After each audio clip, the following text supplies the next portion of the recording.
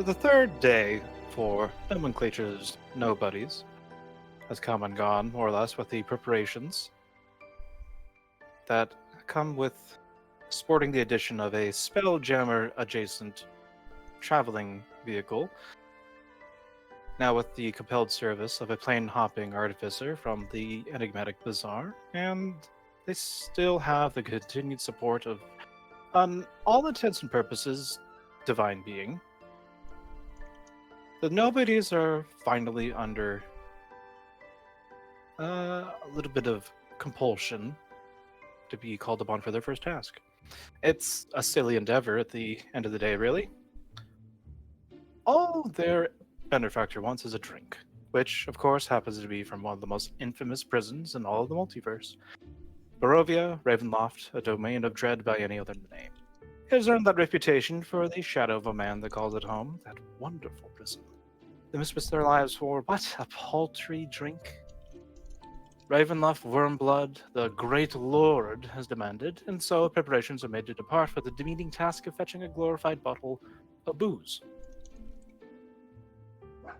Preparations made, some enchantments doled out by the wonderfully recruited Artificer, of course, Daneker, come to the scene of everyone preparing to get ready to leave. In the intervening time,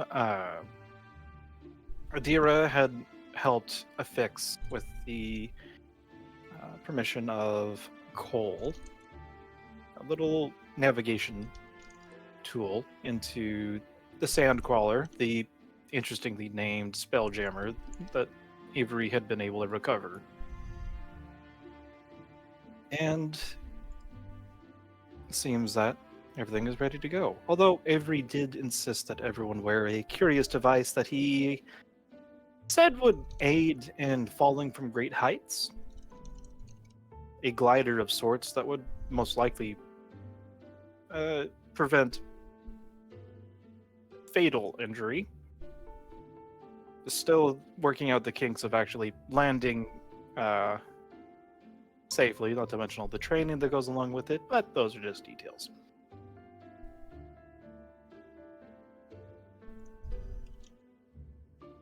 And so, Antiphos, Helene, and Naum, what are you up to? Seems the others are getting ready themselves. And just need to tidy up the last few things. Unless you, of course, are ready to embark on travel.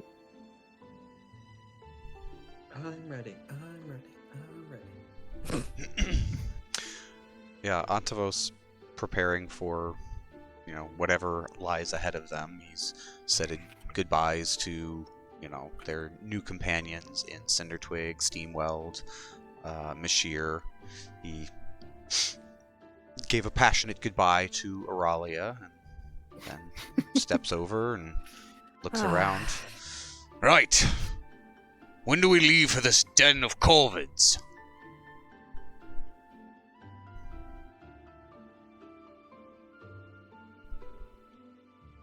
And Adira, I imagine some of the aggression leveled towards the succubus's way is levied off just a tad. I do believe there was some threat upon her of physical injury last time around. Toward Antavos? There's someone. Or she She this she is was wonderful. she was grumpy when he first showed up because we landed in their water. And then he managed to assuage her grumpiness by making out with her passionately on the walkway. And, well, we moved on from there. Adira is the succubus, Auralia is the... Yes. Adira I tried to hit with our keystone. Yes. Because we wanted to be able to do summon shenanigans with her.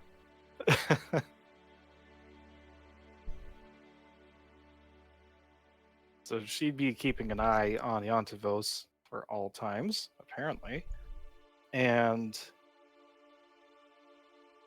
when it's about time to go, popping out of the nice little portal down here. The ship is made ready, and I'm sorry to say I won't be able to join you this time, but good luck.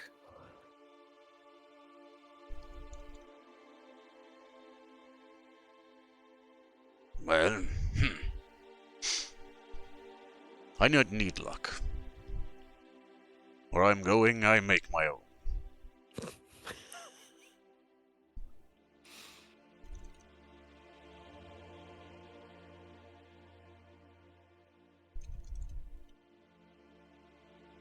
This is a lot different without four other people. Well, Silent Guardian, are you ready to depart? And what of you, daughter of man? I see you have returned. You've been absent for the last couple, days we've been spending here. Helene looks pretty rough. Like, she's been pretty put together, in the, short time that she's been here. Today, she's like, bags under her eyes. Her hair is kind of a mess. She looks kind of despondent. This is not the Helene that you've come to know over the past couple days. Just shrugs her shoulders. Yeah, sorry. I've been trying to commune. Haven't really had much luck. You mean your gods cannot reach you here? No. And I tried for a really long time, but apparently Well, I can't hear her anymore. well, then I suppose it shall be your faith that carries you. Even when our gods may not be here, it is the, burdens of responsibility and faith that carry us onward, yes? I suppose, but she's just always been there. I've never had to go without having her there before. Thinks not such these foolish things. Of course she is there. Who knows where this land we are in may shield us from their gaze or their communication, but they are gods. They are always there. It would be foolish to think otherwise. That is something we could agree on. They're there, just distant. That is all. Exactly. I, of course, am not standing beside my great Taliesin and his gardeners, but I carry within my soul their purpose, their drive, and, that buoys me on. Keeps my maul swinging, my face smiling, and my hooves stepping in time.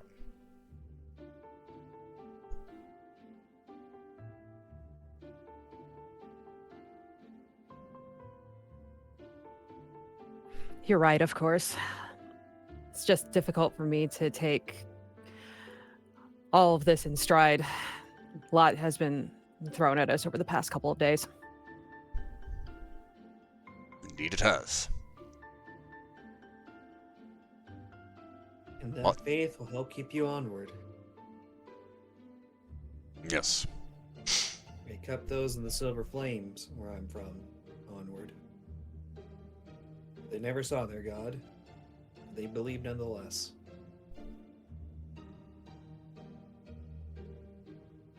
This Silver Flame, you say? This is your god, then? More of a concept of the god itself.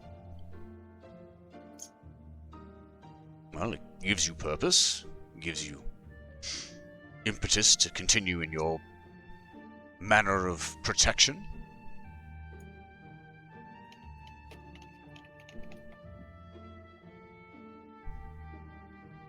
That could be a god in itself, then. Or at least an important concept, as you say. Yeah, some concepts. It's a certain amount of idolatry that also would be dangerous. Worshipping wealth, after all, is essentially just greed under another name.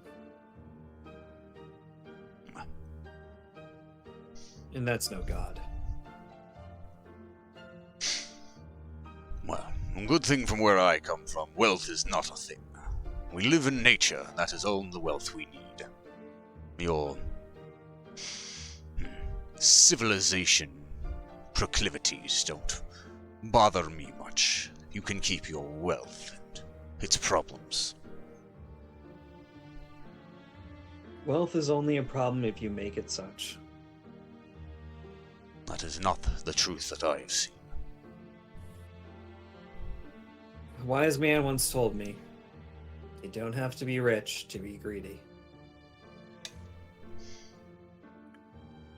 And as you continue the philosophical debate onto the ship, casting off, you see, well, as soon as you leave that wonderful splendor that has been considered your dock for Avery's ship, you see the crystal in this strange broken amount your landmass, it appears, as you begin to fly away into astral space. That odd windless sea that is a story for some and completely new for others, but thankfully your feet stick to the planks of the ship as it leaves. And maybe some of you wonder what would happen if you just stepped off for a moment. Hopefully, the intrusive thought, however, does not win. One thing leads to another, and Avery guides the ship in the correct direction. And it's a, thankfully, peaceful sailing. This corner of the multiverse seems to be chosen specifically for its lack of neighbors, so to speak. It's only when the ship begins to see on the horizon, or what passes for it, in this odd space between spaces. You've been warned. The domains of dread have their... They occupy the same area, generally, but each individual one has a different characteristic. And one is more affiliated with the Shadowfell, another has this black smog around it. Yet another looks almost happy, but then you'd notice that yellow is sometimes also associated with corruption of a bodily sort. No, the one that the ship is pointing towards, a brilliant little scarlet on the strange device that Avery calls a globular positional systematic or something. The words sort of go over Yantavos' head the first time, and the second time, the big blinky dot, he then explains. Now, the location that you go towards is a land shrouded in a faint red mist. Entering into it, well, there's only one real way to guide the ship into it, and things seem fine. Until, as the ship swims through this fog, the curious humming of the engine that powers this vehicle begins to sputter. Avery tells everyone to grab onto something. The wind begins to whistle, roaring and roaring, until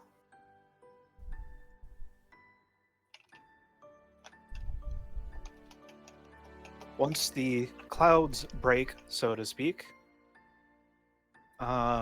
Is everyone able to see the wooden pier in the middle?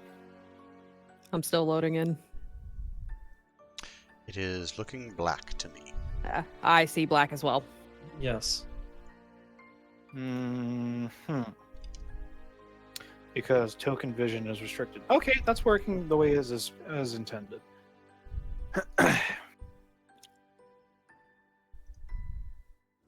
As everyone begins entering this domain of dread, this otherworldly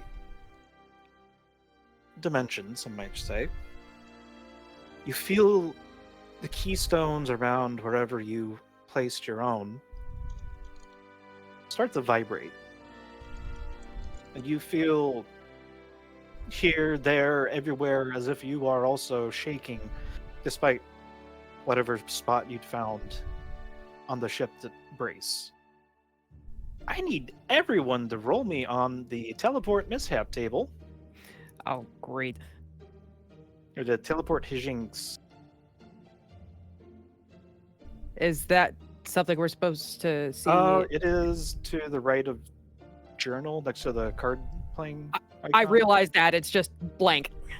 Really? I have nothing. It's probably because the ownership was changed. There There we go. You should be able to roll if you're an observer. If not, You said to the right of journal? Oh, there we go. next to the playing cards. Yay! There we go. One is only backwards if they think the way they're facing is Every wrong. time, every time, Autovos. I'm not backwards, you all are. I'm facing in the correct direction, and that's not a problem. Okay. Okay, where are we? So, Antavos, I'll get to you last. Actually, no, damn, I'll get to you last. Hmm. Yantavos, all of a sudden, you're no longer the ship. Now you're just floating in midair. It's all wonderful. What? Except What? you have about half a second to realize you're about 15 feet over a body of water. It looks pretty dark and deep. And then velocity the conservation of momentum catches up with you, and then you plunge about 20, 30 feet down into the water with the same speed the ship was going. Blah, blah, blah, blah, blah, blah. He Hell, manages to tuck himself into like a pencil dive as he hits it. Not feet hooves straight down. Oh, also roll me perception check. So as you're hurtling down through, Perception.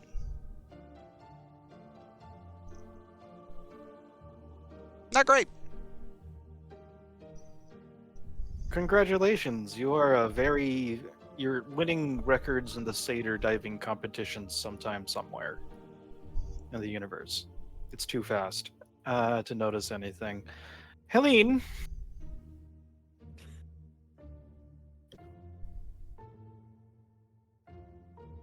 the way that you manage to hit the ground, so to speak, is actually, it's a little bit painful. However, at least you're not as heavy as you were with the armor you wore before, as you tuck and drop into a roll along and clatter across the wooden pier and stop. Oh, yeah. I should just short. probably actually put that armor on. I don't know why I didn't do that before. By the way, did you give short- me a +1 or just the regular one? It's a regular mithril. Okay, cool.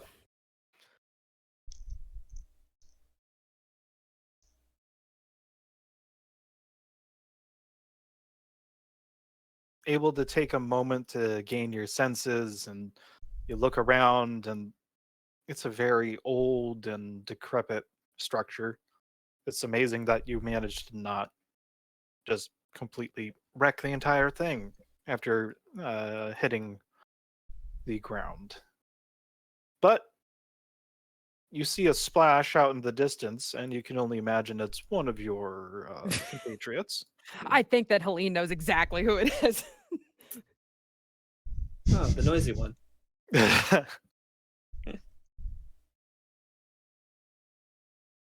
And Naum. Hmm.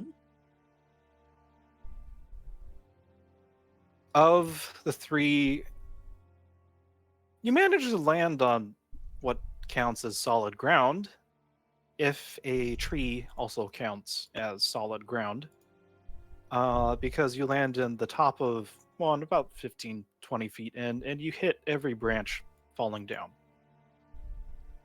Oof.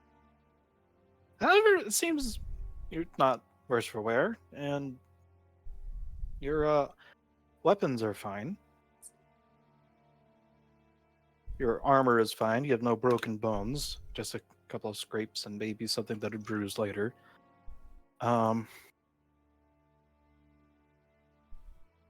It's fine, though.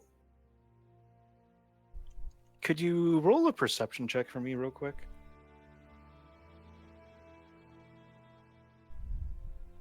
Yes.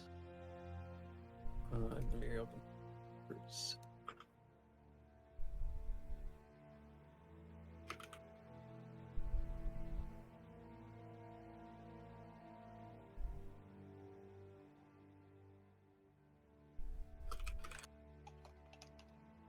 Not bad for a 6. Yeah, that's a +9 to. Did you take observant or something? No, I get a skill expertise as ranger. I put it in Oh.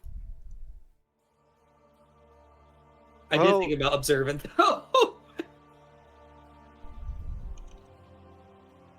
Something shifts in the air. There's a rustle behind you as I imagined you would draw your weapon out of reflex. Yes. You spy a pair of glowing eyes, followed by another closer to the ground, acting a little bit startled, perhaps, as it locks gaze with you.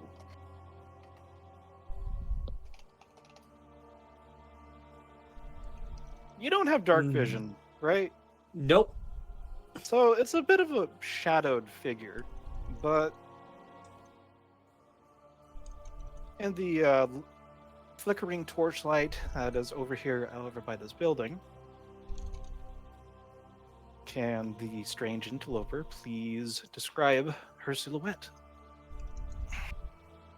So you see almost looks like a white glowing aura around this person, with some strange yellow and golden and fall-like colors around the rim of her dress.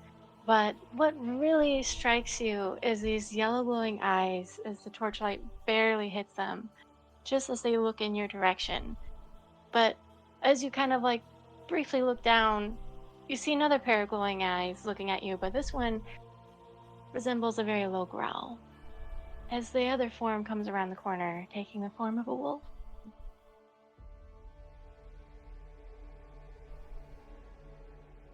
Not knowing anything else, I will cast Speak with the Animals.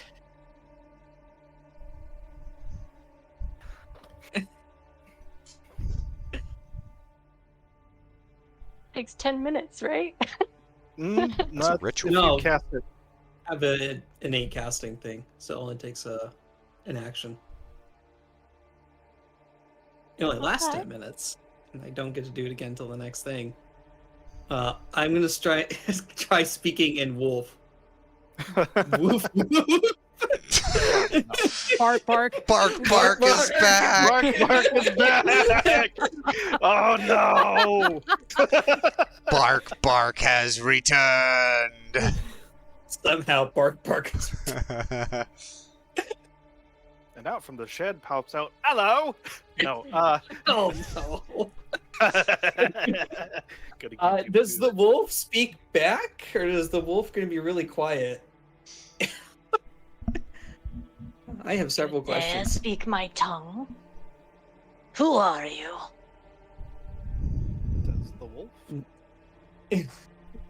It's all right. Just having a mental image of a grown adult and a wolf barking at each other, and what the poor lady in the dress is thinking about this whole exchange. Nahum Sailflam, the Church of the Silver Flame, and you are? What kind of fucking name is that? Sounds like a sneeze, doesn't it, Lily? Be gentle, my dear. They are just friends, stranger. And she too is speaking in wolf.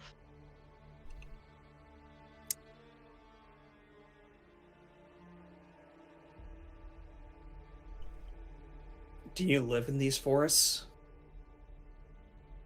And it definitely is a forest. It's just a very small map. Well, small, quote unquote. No, I don't live in this forest. Though I have traveled, per se, for quite some long time.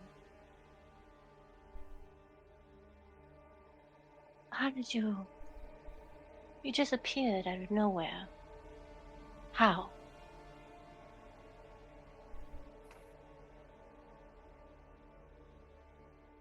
I told you, I'm sure you would find it unbelievable. But essentially, that Enlighten is... me. I can only describe it as an interdimensional boat. However, it seems to have the adverse effect of depositing its passengers randomly.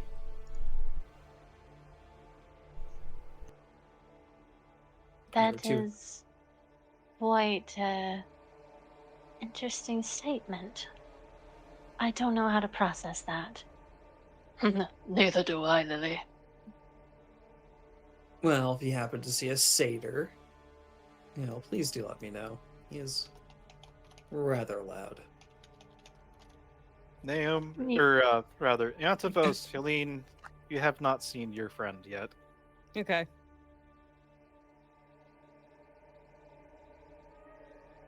Nahum's gonna holster his shield and his pistol in the back. So he's not really having an armed stance anymore. Well, then, perhaps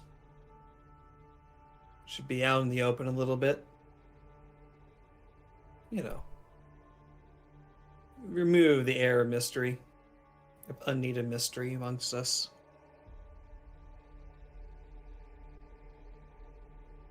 It takes a couple of seconds, but eventually the figure comes forward. The yellow eyes that you did see before actually disappear, and they're actually emerald green. And the wolf appears right next to her, and she appears to be like a normal human. Ebony black hair along her back, has some feathers in her hair, but part of her hair is so frizzy and wild that it actually covers one side of her face, especially the right-hand side. And she has a staff on her, carrying in her left hand, while the wolf just eyes you up and down, sniffing the air. Are you sure we should follow this creature? I'm sure he means no harm, Zen.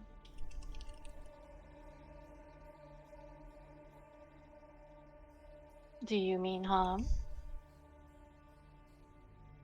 At this Just- moment, a very loud whistling noise is heard out in the distance, and for all in this current scene, you see the Sandcrawler, Avery skyship, hurtling down into the drink with a loud, thunderous crash.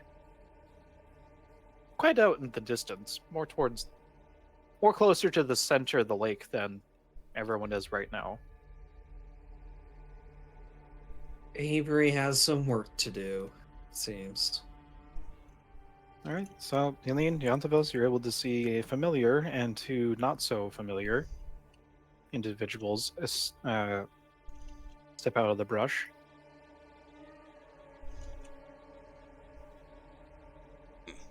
Right.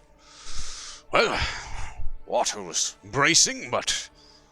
Well, seems your eye's on me, so that's not unwelcome. Now, where is our silent companion? So they're out in the open now, right? Yeah. Yes. Ah, there they are, in the distance. Who? Do Another... you recognize? No, another daughter of man, perhaps? And it seems...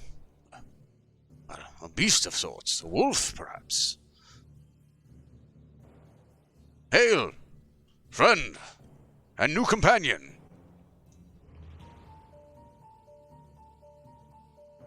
There you are. Yes. Lily, you notice that compared to the man in front of you, there is definitely someone who appears human to the right. The individual between them is a altogether strange creature compared to the rest of the ones that you've encountered thus far.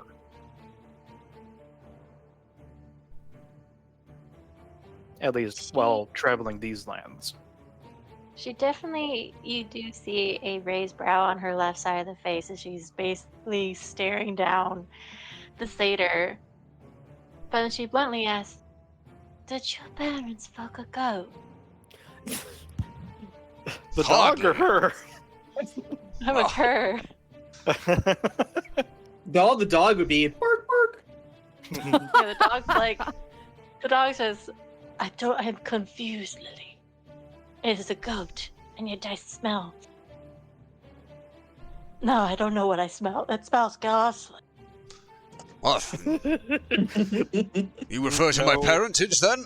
Well, my parents were of my own making. Well, no, that's not the right word. My own type, race. They are satyr like I am. We are creations to protect the great land of Terra. We serve the great god elves, and we are made in their image. I, for one, revel in the fact that we have been graced with the image of, well, the Grand Duke. But what of you? You seem to... Well, I don't know. Are you a daughter of man, as our friends are here? You just see her look down at the wolf, and the wolf looks up at her, and she just smiles. Well, I don't feel any different. I mean, I don't have pointy ears or goat legs like you. So you are a daughter of man, then? Supposedly. Wonderful. Did you come here by strange teleportation as we did, or are you, well, perhaps a resident of this strange land? I wouldn't say residence, but I've been traveling this land. And as for teleportation, I'm quite confused. Your friend over there, and she points over to Norum? Nahum? Nahum? Nahum. Norris? Nahum. Norton Antivirus. That one said that you came on a gift boat? Oh. I guess in a way it would be called that, yes.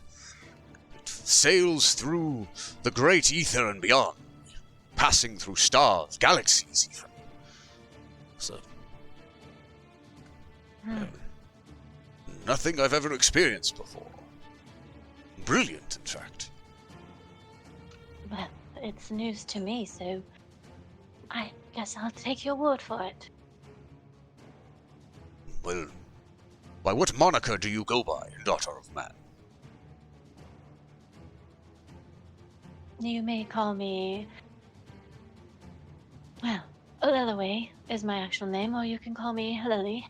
And this here is Zen, and she pats the head of the wolf. Lillaway and Zen.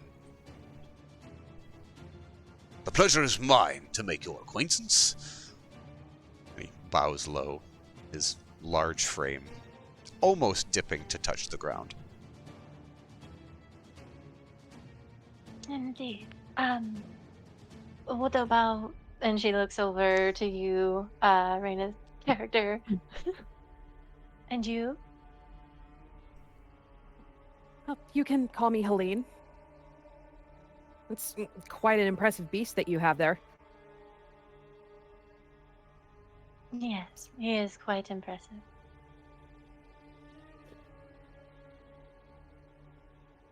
Oh, don't worry, he won't bite. Unless I tell him to. Is that something that you tell him to do often? No, no. Zen is a cute, cuddly bear. Aren't you, good boy? And she basically just chides him like a little dog in a way, and he's just wagging his tail.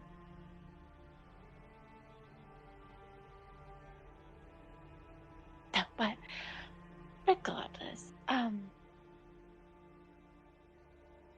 she looks at all three of you once more. So, your boat, or your teleportation brought you here. Were you supposed to be here? Well, is this the den of corvids where we were sent? A loft of ravens, I think it was called. Ravenloft. Ah, yes, Yes. that, of course. Well, however, what caused you to come this way, I am sad to say that, you too may be trapped. Nonsense. The Great Lord will recall us as he has before. Well, I hope it's quickly. You don't want to stay here as long as I have. How long have you been here? Counting all the cycles. Oh, I've been here for almost 5 years.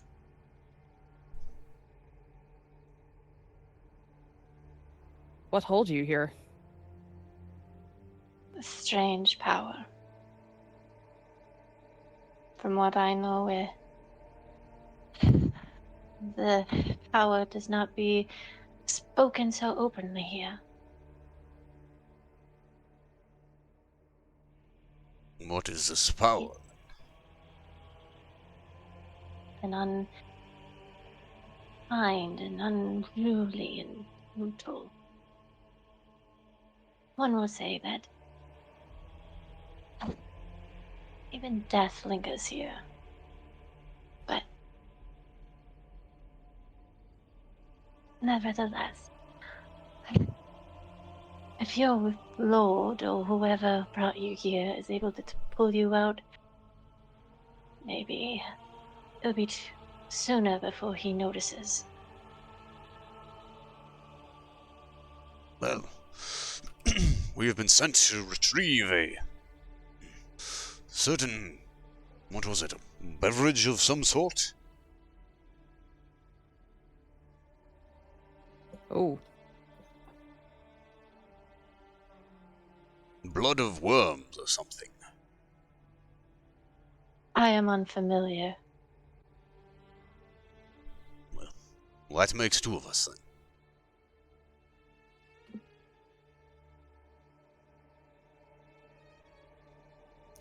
Even with what? You rolled a 7. What is up with your perception, dude? Expertise. It's the one thing he's good at. Wow, Wow. that's very high for everyone. Huh. Get that dice luck reset on the roll then. Okay. So Yantivos, you are definitely the first to pick up on a slurred singing, a melody that is grating upon the ears even from this distance. But from the water, you also hear the splishing and splashing, the uneven, one might say, drunken rhythm of a rowboat. And a man should be able to see him, yes? Mm-hmm.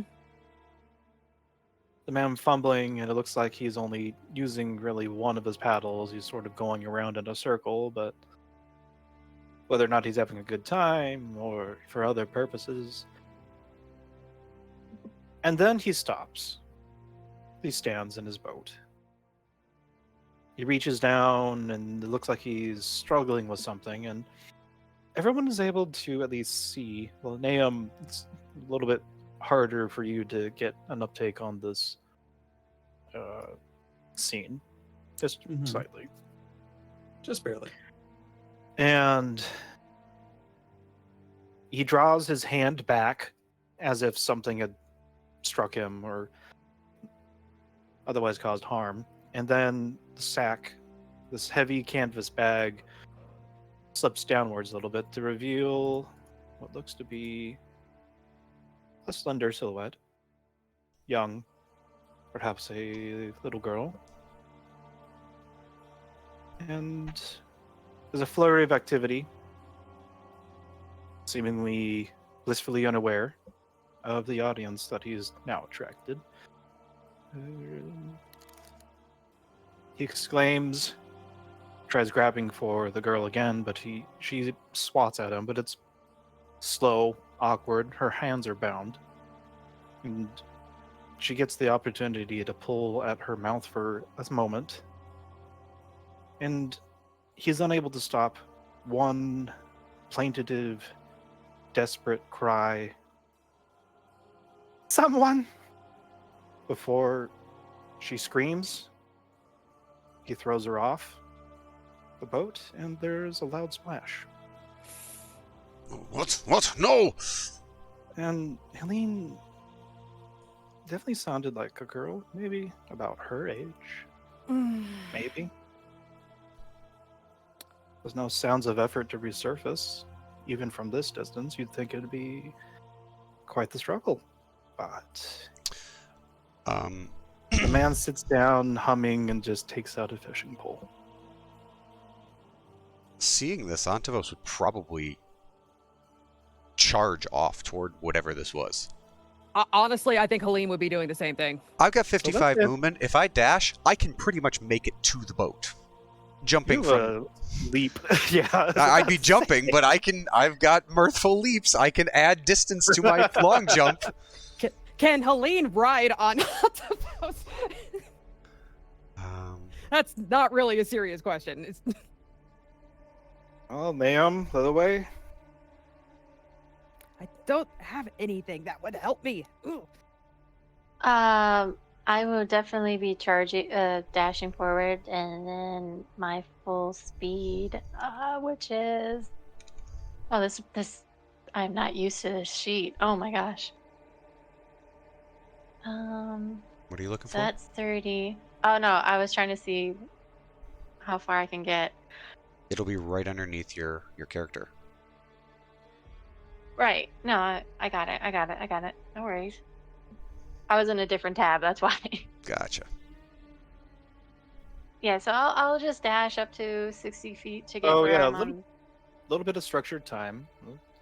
Your first move, first 6 seconds, everyone's dashing towards the I'm dashing, yes. location. Mhm. Yes.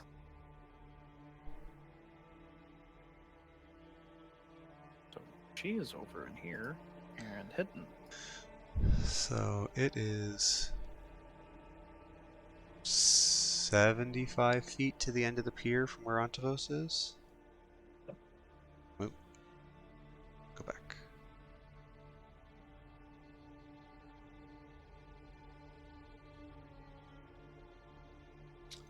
And I can, according to the jump calculator, I can jump 18 feet horizontally, and I can add in mirthful leaps. So let's see here.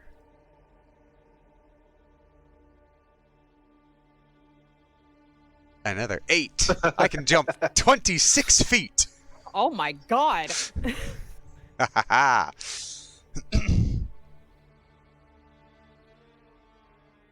So, and I've got a 55 movement speed, so getting to here is 75 with a dash.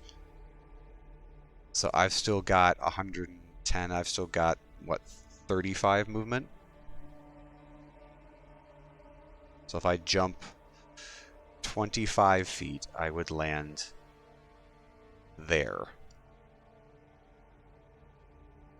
And that puts me at 90 feet, and I could swim the next 10 feet, and that would be all my movement.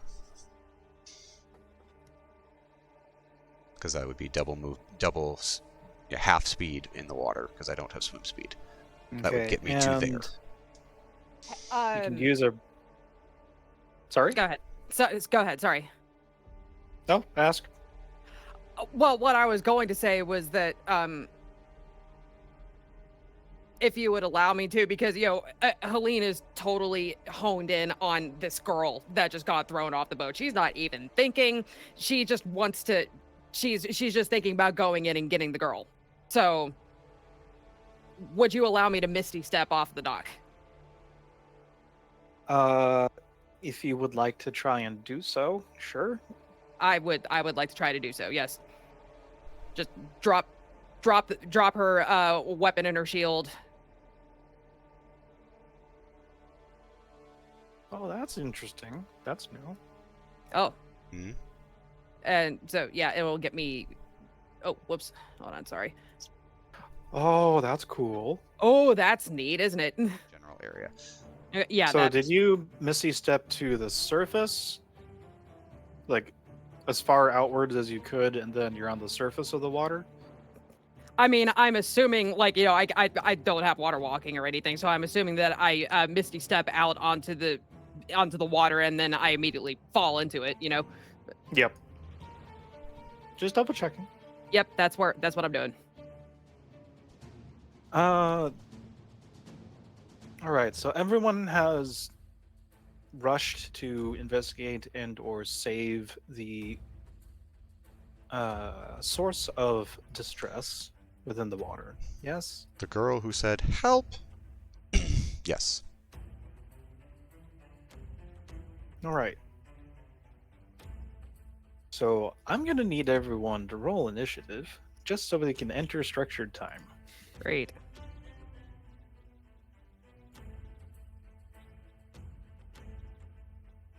I think everyone should be ready in the encounter, or do I have to begin it? No, everyone should be up there. It does not look like Helene is in there, though. Because she got yoinked. That's okay. I can fix it by doing that. There Thank we you. go. Is Helene using her advantage for initiative? Oh, or is hell she- yeah. Didn't know if she was giving it to someone And else. it didn't help me at all! Yay! Oh my Sorry. goodness. Wow. This is Andros rolls right here. Mhm. Treg, dude, come on! Now! Sevens. Now! Sevens.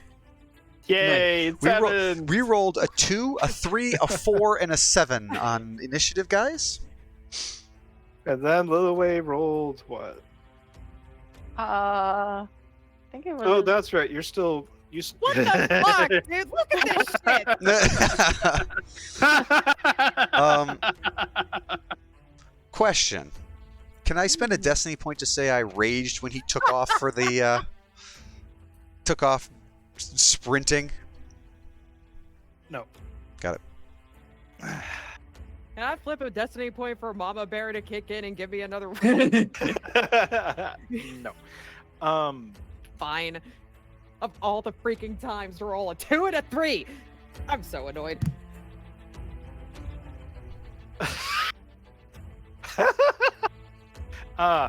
Anyways.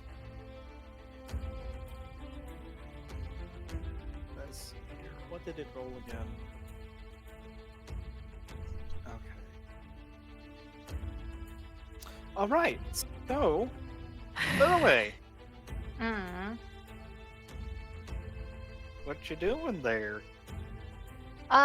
Seeing that the other two basically jumped and bamfed into the water, I'm assuming they're going to go after the girl. So can I make out where the man is in that boat?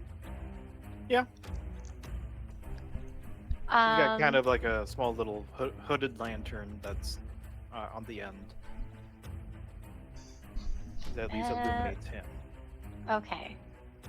So I'm just gonna move my I can get up to 25 feet towards the end of the pier.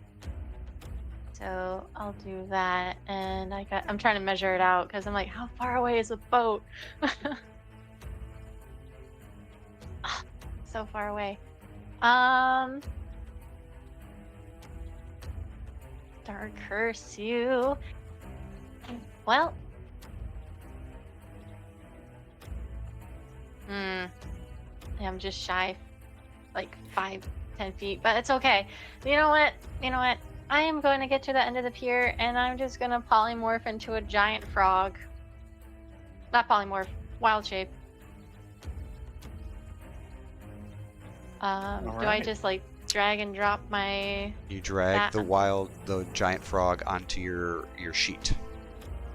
Okay. And it should wild pop shape. you up something. Beautiful. And I'll, with that, That doesn't look With like my a 20 big size. it's a medium-sized frog. Would it?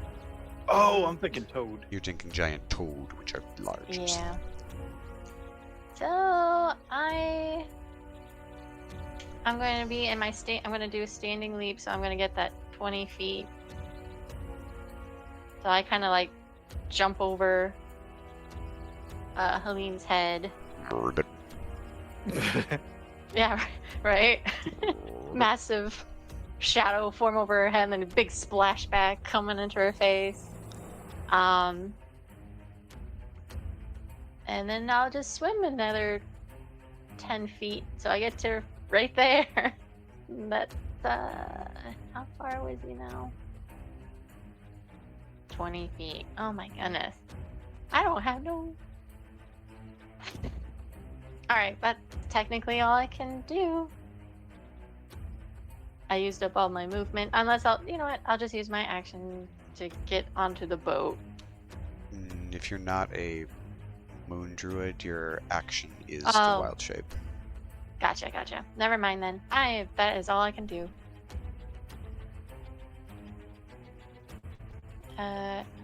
There's no end turn order? Because it's it not, never it's started. not in combat. Yeah, Oh, okay. I'm just looking at the initiative right now. Hey, I have a question. Does initiative count as an ability check? I think It- initiative is an initiative check. It's on an ability own. check. It's a dexterity ability check. Because I have this. What is this?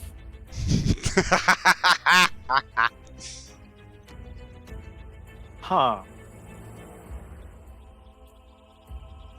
So if you wanted to use that, that would be a 10. It would be a flat 10. That would be a flat 10. Sure, Yay! you can do that. I'll take it. Also, did you make sure that was your uses and everything was reset for a long rest before this? I had used. But we had You know spent what? I don't think I did. we had Yeah, spent you're right, basically you're 2 right. or 3 days in the little Two. area. Yeah, so- you're right. I don't think I reset that. So yeah, this will be my first use of the day. Yep. Thank you. 2 days. Yeah, so First day coming back, another day to prepare. make sure all your spells and everything are fully reset as well. So Well, I used a first level spell on you before, like at end of last session to get you off the roof. Remember? So. I yeah, but commanded that you was off the that roof. was still a couple days ago. That was a day ago, yes. Was it? I thought that it was before we got on the boat. That was I me might not chasing have around Dira, and that was when Nomenclature basically came and said, "Hey, I got this job for you. I'll come back in a little bit when I'm ready for you guys to send off." And then he walked off again. Okay, I was misremembering So yeah, that the, then. the Okay. order, yeah, it's been a month. The order of operations was the coming back, finding a nice little hotel made for the mortals, chasing around a Vadira, and also the dreams and stuff, dreams and daydreams. That was day 3. Getting told you have a job is Day 4. evening-ish of day 3. Day 4 is this current day, Okay, leaving. I think this is actually day haven't gone. 5, based on. I think it what is you day said. 5. I have it in the notes that today is day 5. Okay, that is probably better for chronology. We're day 5. Day 5. Anyways, Lillyway has turned into a giant frog and tried to get at the individual in the boat. Yep. The And then Zen will just basically look over to the other human. It's like, are you going to get in the water now? Because speaking with animals is still up, right? Yes, it technically is. Yeah, last 10 minutes.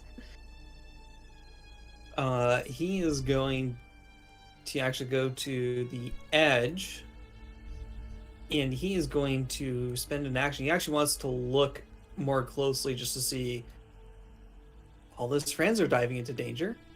He wants to make a perception check or something just to see what kind of perhaps dangers may be hidden under the surface.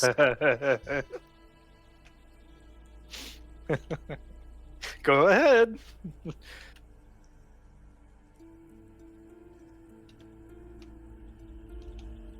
Ouch. Oh, Maybe. 12. A 12. What do we see with a 12?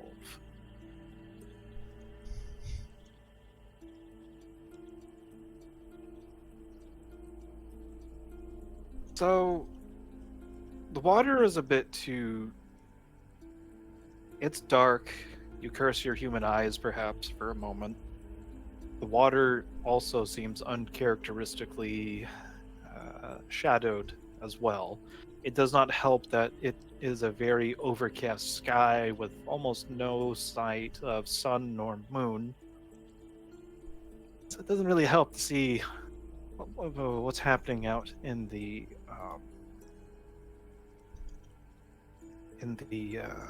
water. However, you hear the groaning and creaking of timbers from this little shed out towards the shore. Something quite large.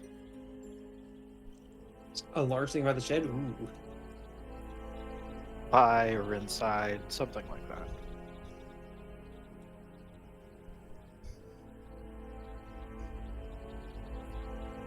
Yeah, I think he'll end his turn there as he's looking over there. He's gonna... You still have your action. He's like, Wait. Why is Nahum get a turn? He's at the bottom of the turn order. Actually, yeah, that's a good question. Oh yeah, why did you make me go to... Yeah, I just thought that he was making a free perception check or something. Why is he taking a turn? Well, it helps that it's semi-structured, but yeah, Helene and Yantabos would have gone first. Yes, that would be true. Do not step on Mama Bear. Well, actually, in truth, the little girl and then the guy in the boat would have gone first also. So GM is a little bit distracted and hopped up on a little bit too much caffeine at the moment. I'm just gonna seize my turn here because I don't think there's much else to do. Okay. Wrapping it back to the after Lillyway, because Nahum, that's your turn.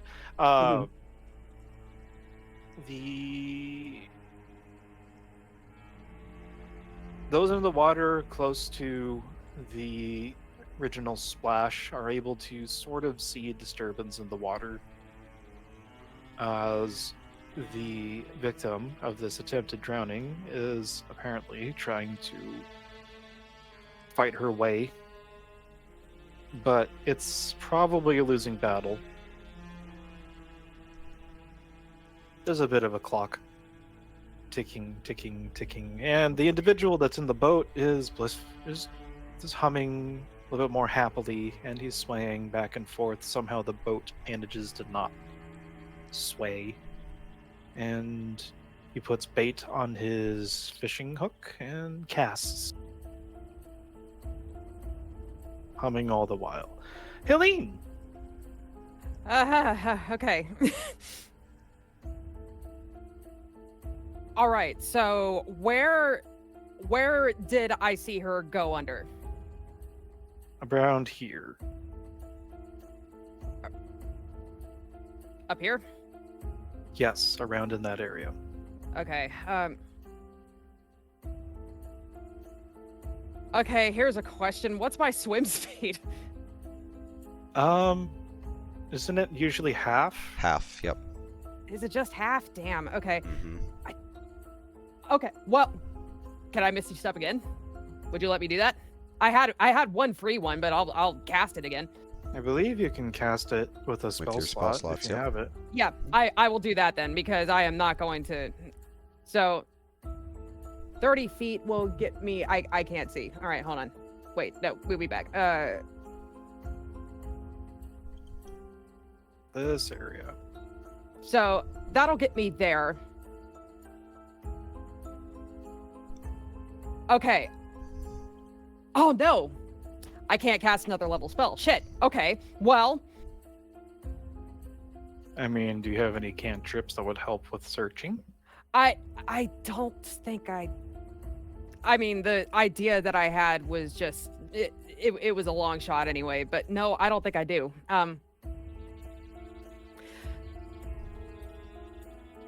The only thing that I can think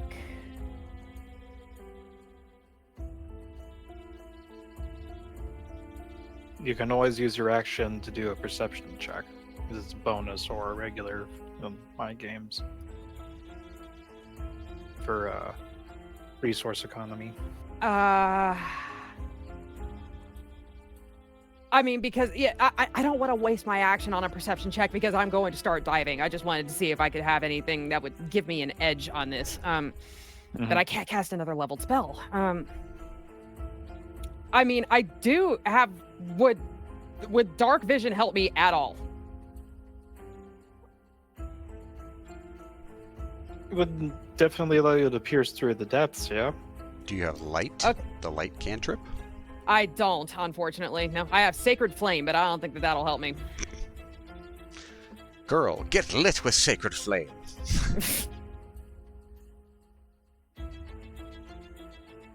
Yeah. Because I'll tell you what my idea was. My idea was to cast Fairy Fire so that she would be illuminated.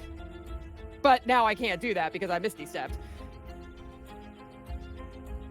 So I guess you still technically have your move speed after doing I do. Yeah, I know. I was just trying to see if I could help myself in some way target her, but okay, here's what I'm going to do then. I'm going to... Is this part of my channel divinity? No, it's just a feature that I have. So I'm going to use my action to... Oh, damn it. I have to target myself before I do this? What is it? It won't let me use the thing until I target a token, which is me, which it won't let me do for some reason. Select targets. Okay, there we go. Okay, so for my action, I'm gonna put Eyes of Night on myself to give myself 300 feet of dark vision. And actually, you have that one all the second. time. Yeah, the first paragraph is on all the time. You it's can- the action is to share. Yeah. oh, well then never mind. I just have 300 feet of dark vision. So you actually would be able to. You could share it with the rest of us so we all can have 300 feet of dark vision. You know what? Sure. Octavos does not have dark vision, so that would be very helpful. How do I target multiple? Shift. Yeah. Control Shift. shift left click. Shift, and everyone? click other things. What's the range on this? It would be 10 feet. Oh, but it's I only can- 10 feet, so... Would you... I'd be willing to retcon a little bit to say that because you know that not everyone has dark vision, you would have cast it on everyone. If you're willing to let me do that, then that would be wonderful. I will take it. Okay. So, yeah. Let me get everyone targeted here. No, I don't need names character sheet up.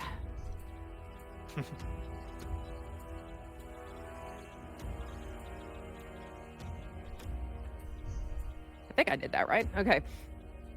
And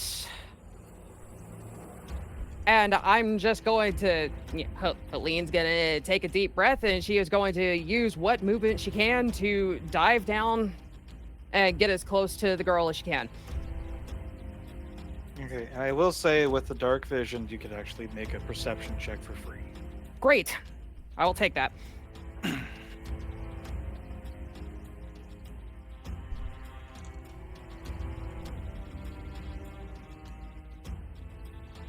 Ah, damn, that was almost an 18. So you're able to spot the trail of bubbles in the general area that she's going, and by Shire reckoning, it's 15 feet plus that you have to go down. Okay. But you know the general area you need to go. Okay. All right, so I'm gonna dive my. We said half, right? So I'm gonna dive down my 15 feet, and that's all I can do, I guess.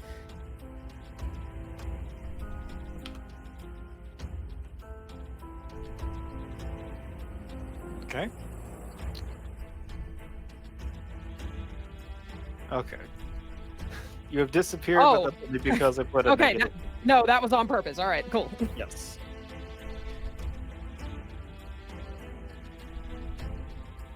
All right, so that's the end of Helene's turn. Yantabos, it's now your turn. You just, you'd also be able to make a perception check for free with the dark vision magics that, assuming you accepted them, of course. Yep. There we go. Now it actually does the... I just added an active effect to it. Now all of us should have it officially. Delete that. Cool. So, yeah, Antavos literally... He got to this point, he saw her drop in, and I think he's just diving straight down, and he will start looking as he's going down.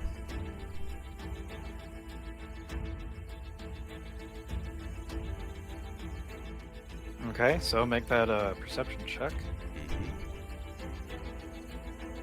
Up here. Perception. Hey.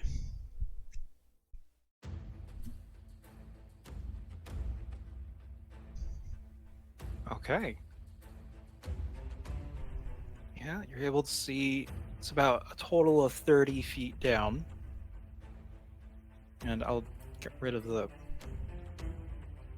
It's a good thing I have 55 move speed, so I can move 25 feet even as swimming. Helene disappeared. Yep. That on purpose, though, this time. Okay. So... Actually, why am I doing a negative? I'll just put the actual number and then... So yeah, she's... There's still a ways to go before actually hitting the bottom, and the young girl is still sinking, furiously trying to get out of her bonds. It's 30 feet. However, Yantivos, as you're about to start tearing towards the two humans down below, you also see something else that is making its way from behind Helene. Oh, good. It's 20 feet down in depth, and slowly making its way towards the commotion that's been made in the water. Okay, well, Oh, yeah, Antavos swims straight down to the girl. Does he see the girl? Yes. Yep. So she's 20 feet down? 10 feet down? 30. 30 feet? Okay. If you'd like to make an athletics check, perhaps, I'd love to make an athletics check. Okay. Using your action to make an athletics check to do this, Well, and only the way Antipos could. yeah, because I have 55 feet, so technically I'd have like 28 and a half feet of movement. Would that be the full 30 to get me to her? I mean, it'd be basically reaching out to grab her at 25 feet. Yeah, that works. Okay. So if I get to her, can I use my action to pull the knife off his belt and cut her bonds? Yes. Make an attack roll. It'll make it easier. Well, free action. Yeah. Okay. Yep. If it's free action, then great. He swims down the 25 feet, gets within range of her, whips the knife out, and quickly saws through the bindings. And then he will grab her and swim back up. Does she resist me grabbing her? She's not in a position to protest, and she's just like a regular drowning person would. She's clinging and grabbing, and it's a bit difficult, but I imagined you'd be able to deal with that. Okay.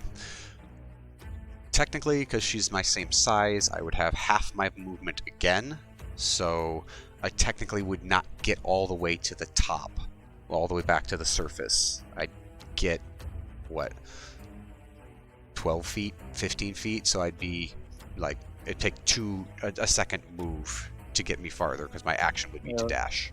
Would you Just meet round Helene up. on the way back? Actually, yeah, probably. You'd be 30 feet down, 15 up, and then you'd kind of be right next to each other, and the Artificer would still be able to see the friend.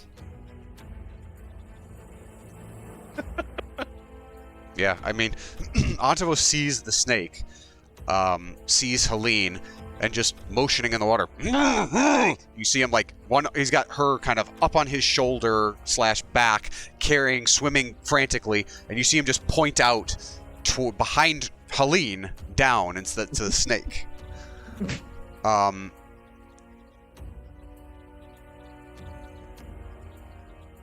I think with that, Antivos would shove basically up to as high as he could at his arm's length. He stopped still 15 feet down, so she's 10 feet down, and I'll spend my bonus action to rage. All right. So if I shove her up, can I move 10 feet toward the snake? Oh, that's right. That's a feature now. Sure. No, it's not. I because I'm getting rid of her, so I'm no longer carrying her. Would I be? I was referring to the feature where if you rage, you get to move a little. I don't bit. have that yet. Oh. That's level 7. Oh. Well, yeah, I guess if I carried her this far, my movement would be used up. Me getting rid of her doesn't give me back my movement. So, yeah, I will just spend my bonus action to go into a fervor, and you see him staring down this snake. Right! Underwater, so it's just... And, knowing he's underwater, he's actually pulls out his javelin. It's, hard to swing a maul underwater. So that's my turn.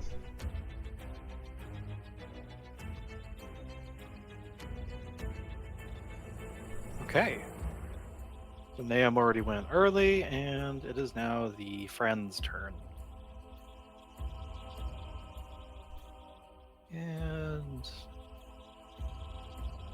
he's just gonna lazily circle around over to the other side and use a cunning action to dash again.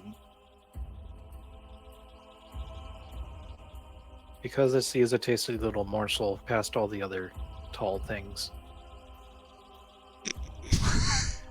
A frog.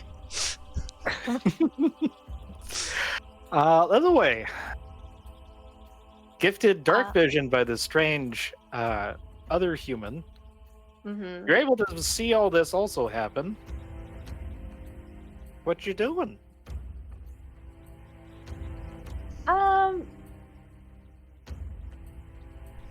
I'm trying to what is my intelligence right now as a frog? Okay. You have your druid intelligence. I know, I'm just making sure. Is the frog smarter than me?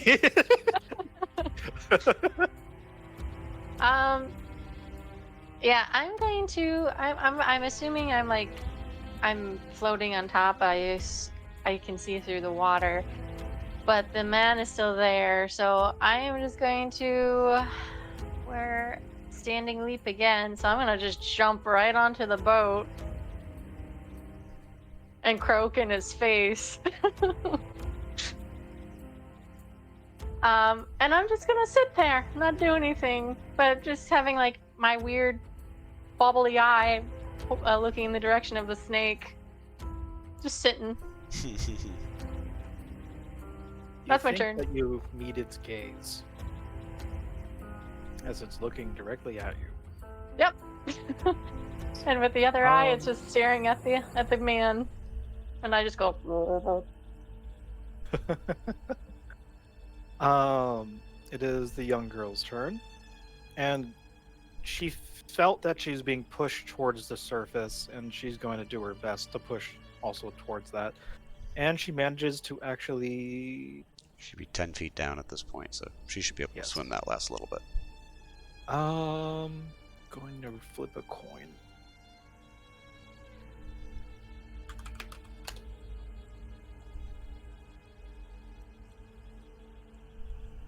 She.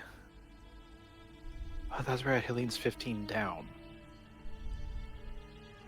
So it wouldn't make. She manages to surface. Huge gasp of air, splashing, splishing.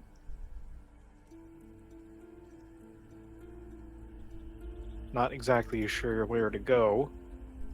However, she does use a cantrip to cast light. Ooh. There we go. Ooh. Shiny. They updated the lights. That's nice. So now whoever has not seen the giant snake friend now does see it. However, Nahum, with this new source of light, you look down at your feet, and then you notice something shifting in the water. Oh no.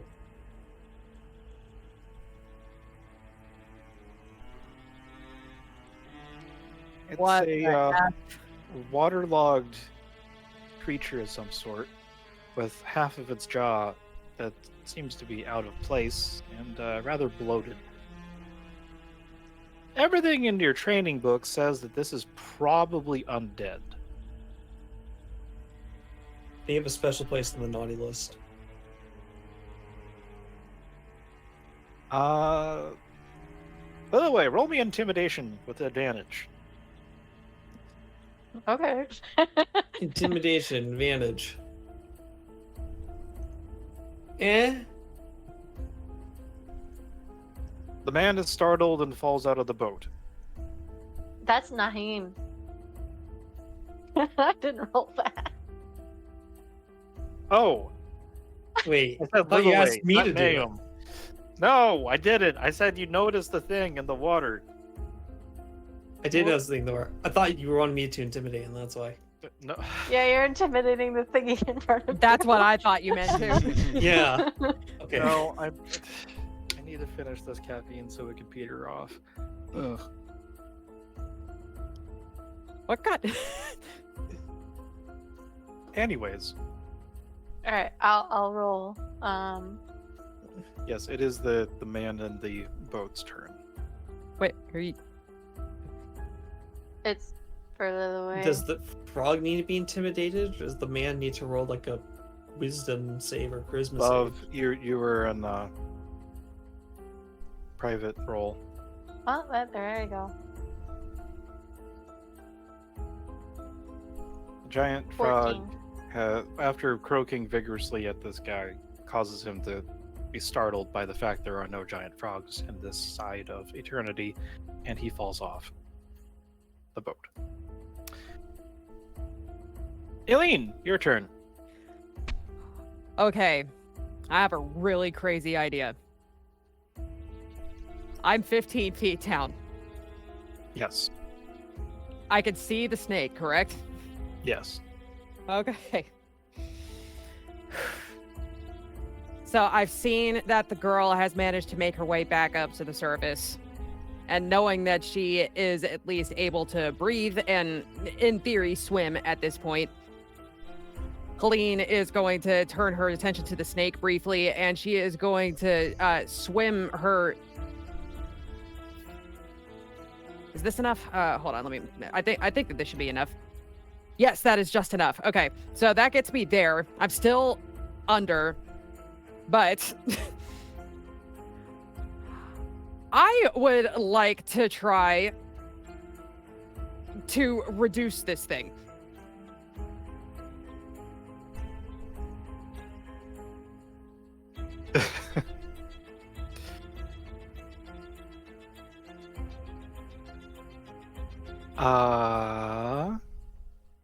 Is it automatically rolling the save? I don't know. Did you target the snake? I totally targeted the snake, I promise. Mm. Yeah! It worked! And yeah, the does it automatically apply? It doesn't shrink automatically, but it should have. It's probably that enlarge reduce doesn't actually have an active effect, so you can just. So a large creature becomes a medium, pretty much. Yeah. Right. Yeah, it reduces by one size category. Disadvantage on strength checks and strength saves. And his attacks deal 1d4 less damage. Okay. To reflect this change in size, let us.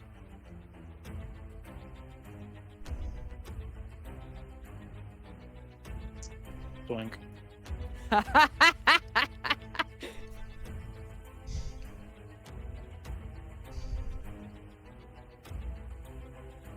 Giant snake friend has been turned into smaller snake friend. If a snake could look confused, it would look like Zidane most of the time.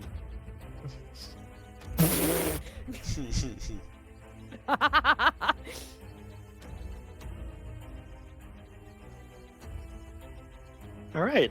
Anything else? I don't think I can do anything else. I used all my movement.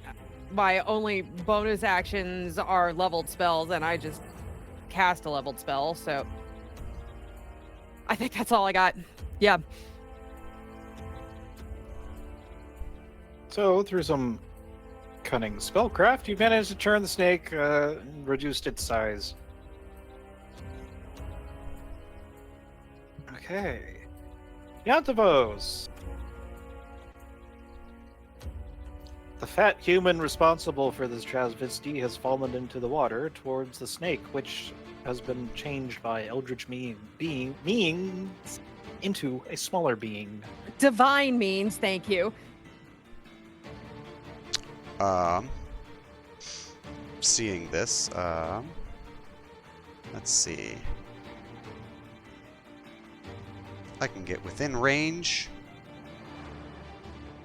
Yes, I can. It is 25 feet away.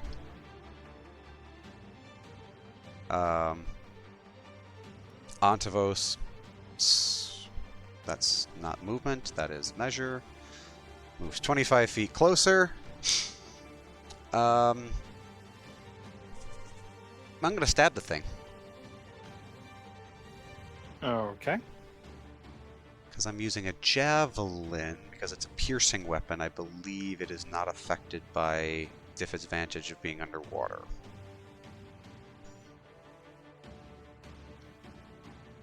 I believe that's correct. But we can, if you want to Wait, is double there an check. actual ruling about? There is, yeah. Well, you're stabbing it, so it makes sense. I can look it up real quick. Underwater combat. When making a melee weapon, the creature doesn't have swim speed. It is disadvantaged on attack unless their weapon is a dagger, javelin, short sword, spear, or trident. So yes, I will attack it with my javelin.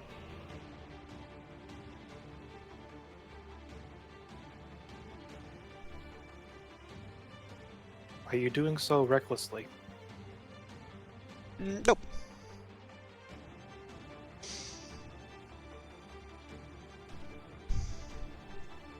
Nine damage.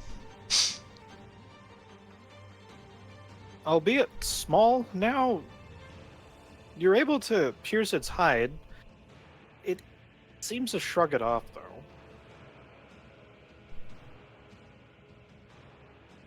Full damage, but it... Well... But a scratch. For my second attack, I would like to grapple it. You can do so. So is At that least try. it's a contested check, right? Yes. Hang on. So I think I can prompt that. Action grapple. Yep. So I make a athletics check against his athletic or acrobatics. But yes, you can prompt a contested.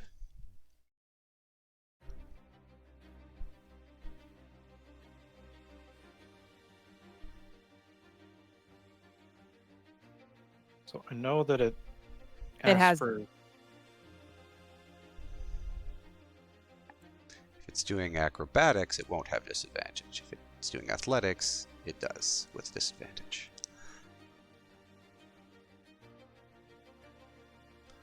I roll with advantage because I'm raging. So Oh Woo. my! Yes, So yes, yes. how are you making a pretzel out of this thing to grapple it? So he swims forward. It's very much like it's very much that dolphin kick. He just like zips through the water, jams the spear into it, and then just grabs this small snake, basically like just below its head, and just kind of like holds it there. You know, like a snake tamer would a snake. You know, that area where it can't quite attack you properly. He's trying to just holding on to it there.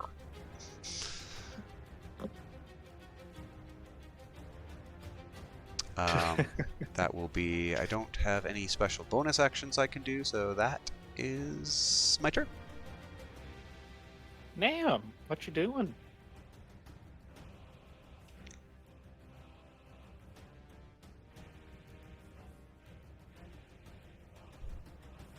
Dread.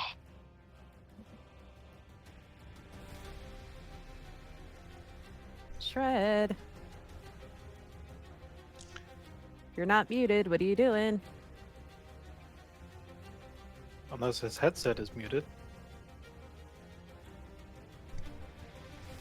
He has been over talking with Trans and buying computer parts, so maybe he's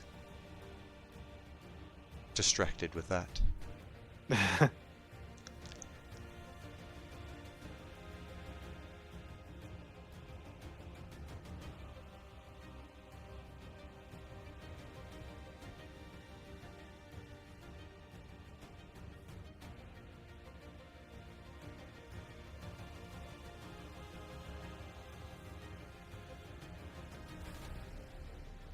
Yelling at the Amish people to get him. Yelling at the Amish people, yes.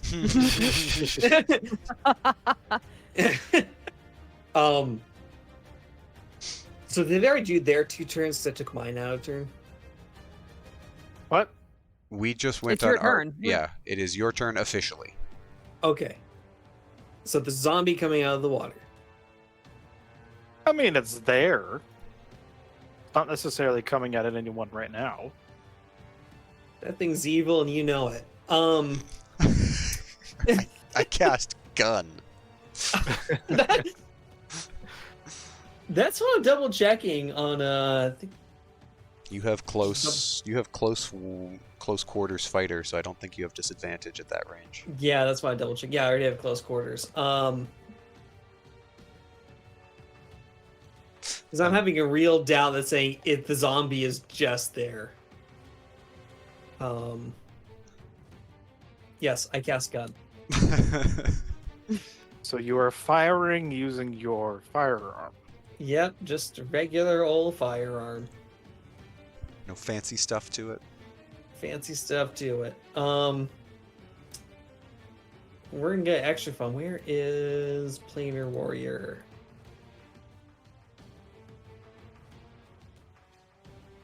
I don't need to do the damage roll, but I'm basically gonna use Planar Warrior on the zombie, and I'm gonna shoot gun. Come on, there we go.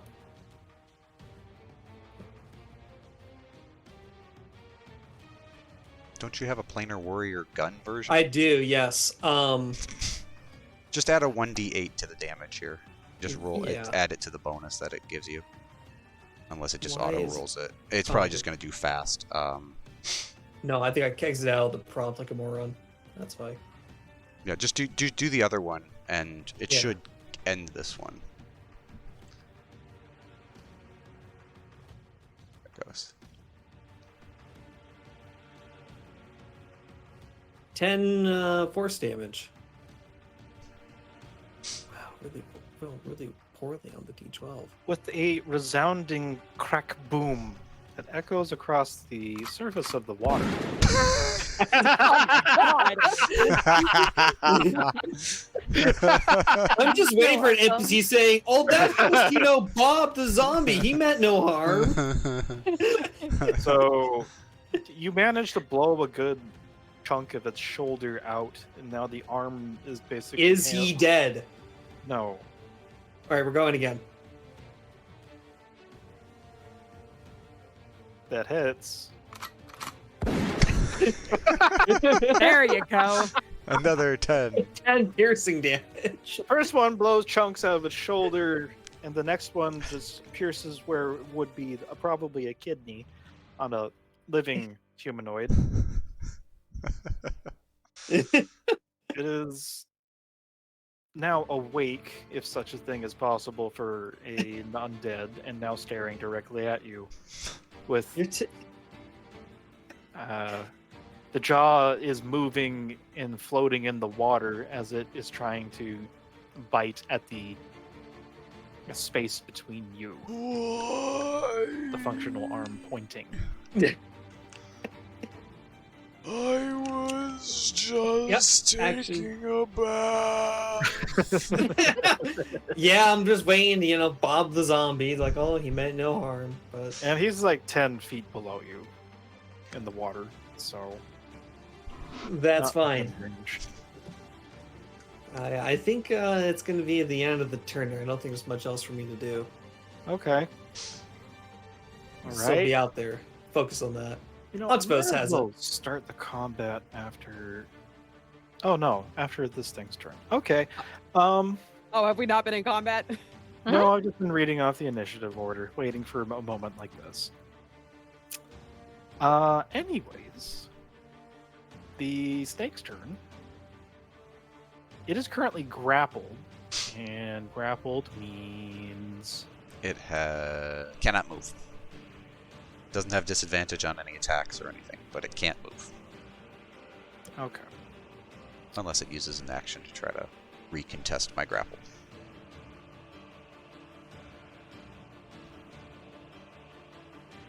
It is going to try to wiggle its way out of your grasp. Give me that contested check again. Yeah, so let's do that.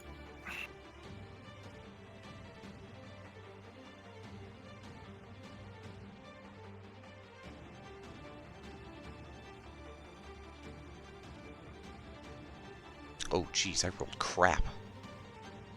Hey, did And it. it rolled worse!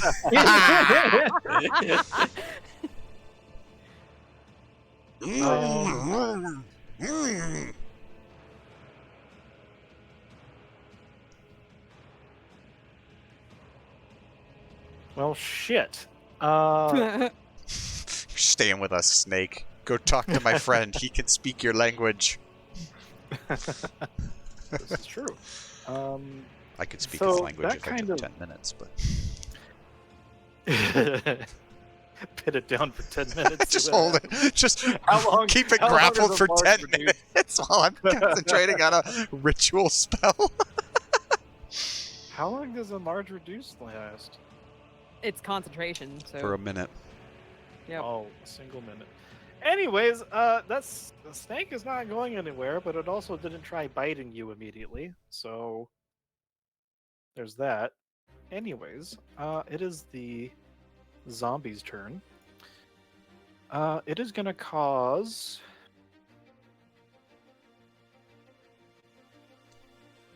3 damage to itself as it with its good arm tears off its good arm.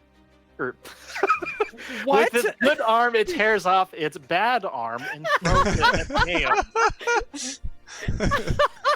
This one's not working. Good.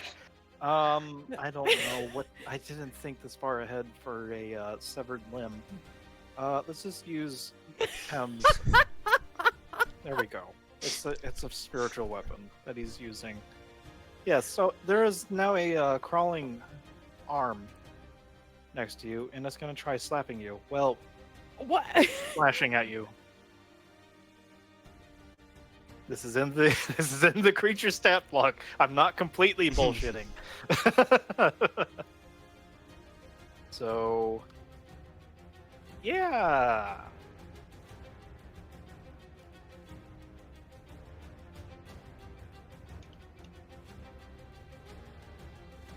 Stroking his boot.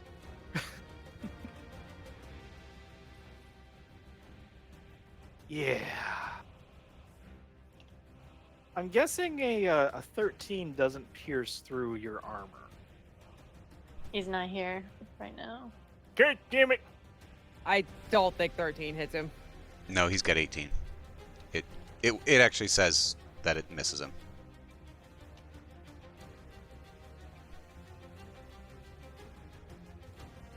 Well, that thing has no longer has an arm. Yes. What's that effect? Did I put that there, or did you? What effect? It has a bleeding effect on it. On the hand? No, on the Oh, original token. that appears when it is below 30% health. It is wounded. Oh. Okay. That is an auto effect. It's cool. Yeah, it is. Strahd zombie. Muy bien. Just need a straw. Emergency Yes. induction. And pod. what's it look like as it? I don't know if you completely missed the wonderful narrative tale I spun. I did, unfortunately. It tore off the arm that you had savaged Oh! and threw it at you, represented by the spiritual weapon. Okay, I'm saying Right. the spiritual weapon. I was wondering what the spiritual weapon pickaxe was doing. He's just really uncoordinated like me in real life, so he probably like threw it over here or something. It gently caressed your Oh. boot or something. That's pretty big. You know what they say about a zombie with big hands? He Ew. wears big gloves. There you go. Really good at holding things. This is the real reason to wear scale mail armor. Scaly. Yeah, so that's actually a wonderful little thing to use. And now that we're back to the top of the turn order, we can actually do this, and I can... Oh, that's right, you're supposed to roll... There we go. Oh no. Cool. What is this coolness you speak of? You'll see. Right, Lillaway. What you doing? I am gonna be looking at the man that's in the water, but then my head will slightly turn toward. I see Helene in the water, right? Yep. Okay.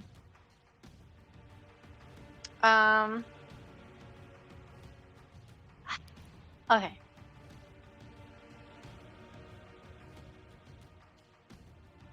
No, okay, never mind. I forget what I was. Okay, I'm just gonna jump off the boat and just dogpile on top of the. Yep. This dude. This dude. Just shoving him further down into the water. Oh, He didn't know frogs existed until this point, and now he's being savaged by a frog. a giant frog, mind you. A giant frog, so it's just. Okay. So you're trying to drown the man by hopping and giving him the people's frog elbow. Yep. um, it's a shove. Athletics. Yeah. Check. Sure. One Yep. second. It's a contested check. 1 second. Let me prompt that. Music. We got frog now. No, that's not the right one.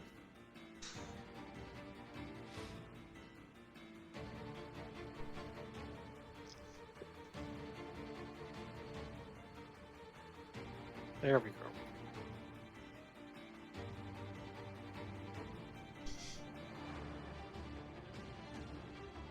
And 12.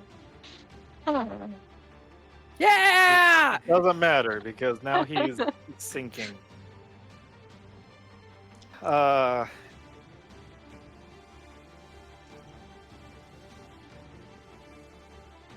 So, I how guess- far does he go down? Did you jump high up in the air before landing on him? I just basically jumped off the boat and just landed on him. How heavy is a giant frog? I don't know.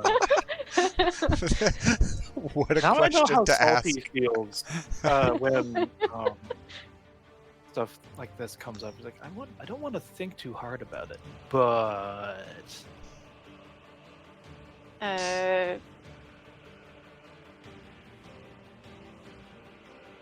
Your guess is as good as mine. I don't know. he sinks 10 feet with you on top of his head, Okay. and he's basically grappled as he's sinking. Oh, wow. I In mean, terms are of- you trying to also swim with him and like push him downwards, or? No, I basically slammed on top of him, making him push him into water, and then I look down at him, and I'll swim a little more, and I'll push him down further. Okay, as long as you keep pushing him and until he breaks from the hold. It's like 10 feet around, I guess. Yep. He's severely inebriated. Anyways, That's my turn. it's the Oh. girl's turn. She looks around, trying to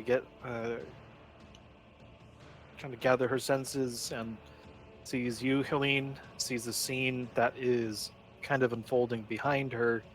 The image of the satyr and the snake having a tender moment. And she just shakes her head, wild-eyed, and looks around at then points at the boat.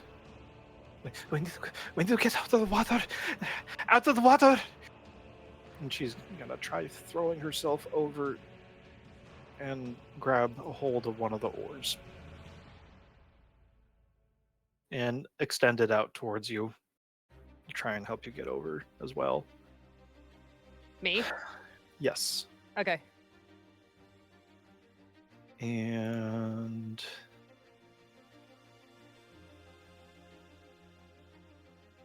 yeah, that is all she's gonna do for right now. So trying to collect her senses a bit more. Much to was it Zen's or Zev's? Zen. Much to Zen's consternation, another zombie makes its presence known, clawing out through the floorboards of the pier and looking around, settling on a nice little meal on 4 legs in front of it. But then looks over at the man thing, the tall man across the way, and it has a decision to make. I'm going to flip a coin.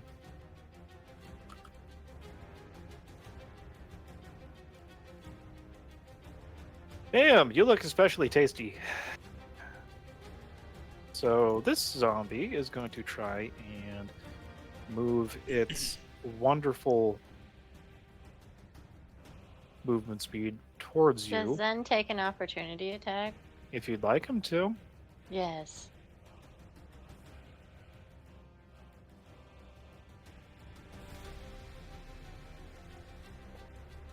Oh, that was almost a 1. Oh, cool. Hmm. What was a 44? Was it a crit? Yep. Was it?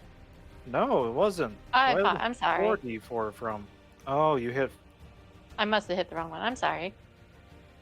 Can't believe that you've done this. I know I'm terrible. How would you like me to re-roll that? Well, her first 2 dice were 1 and 2. You could just take those. Yeah. 3 and 5, and it has to make a strength save. Is it not prompting the strength save? Or I did you prob- not target it? I probably didn't build this character's version of it Okay. because I didn't know this I'll character was do going to this. be there.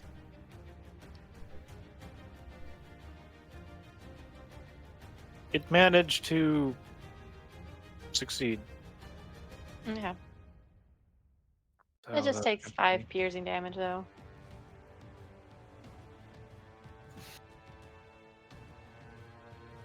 Yeah, Zen wanted to try and tear a chunk out, but it tastes absolutely terrible. And this zombie is going to use its action to dash and engage with Naum. This one actually looks more like an adventurer. Or at least what used to be one.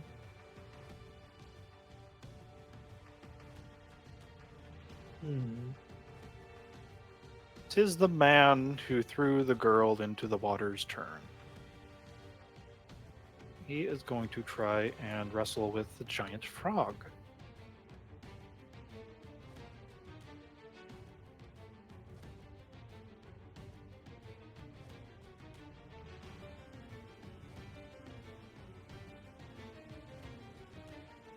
Hmm. So you'd be doing athletics, I believe. Uh-oh.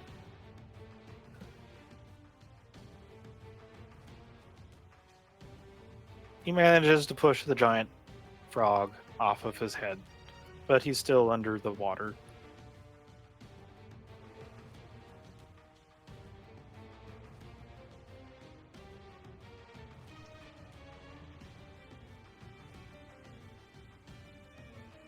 Wait, what? What just happened? I don't get a Oh! turn, I guess. Wait, what? Wait, did... Oh, no, that's because the other things that rolled initiative, there's a couple more that were higher than you. Oh, That are currently hidden. Like this Great. one that appears right below Zen. But following the other... The inexorable march of the other one explodes out from the floorboards and finds the human man thing. This looks more like a fisherman with a fisherman's hat.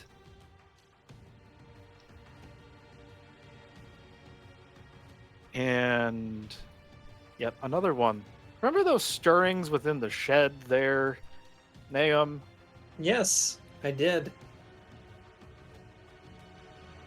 How did these zombies teleport out unless these are underneath the pier? Well, this one was probably inside the shed somewhere. Yeah, I know, but I'm referring to these two. Oh, they were underneath the pier, yeah. Okay. That makes a little more sense. So one was buried in the silt, and the other one, was more in the water, but still there. Definitely dead for a bit. And that one dashes, and now is Helene's turn. okay, cool. So, so the girl is what, reaching an oar down to me to help me climb up, or? Yeah, you can use it as mechanically readying her action to yoink you into the boat, so you don't Okay. have to use a. Okay, great then. Yeah, I grab a hold of the oar and get yanked. All right. Just yeet me on board or whatever. Close enough. Yeah, it's a weird art. And working with her, you can move the boat, I believe. What is your speed? Mine is 30. Oh, the boat speed. Oh, the boat. I had 3 miles. What? What? It's a jet boat. Yeah, exactly. No. Let's see. What is your speed per round?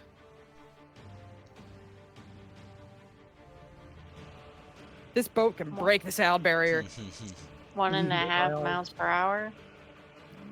15 feet.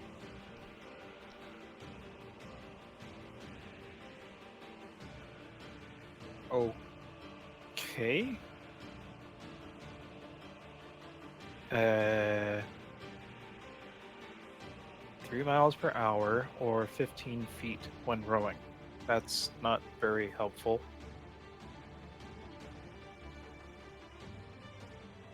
You can obviously tell that I planned this out to the very last detail. I'll say that it would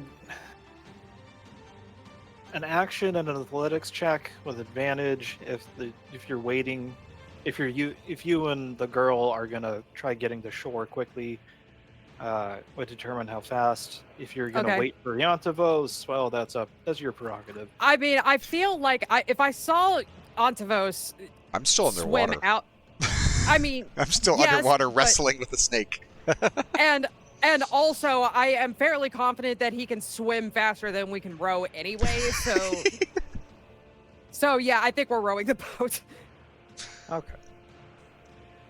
Antavos has silly amounts of speed, and I love it.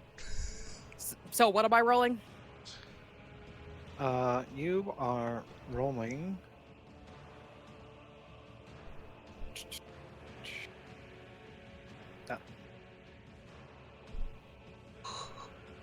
Row your boat. Did you say advantage? Yes. Great. I'm awesome at athletics. Let's go.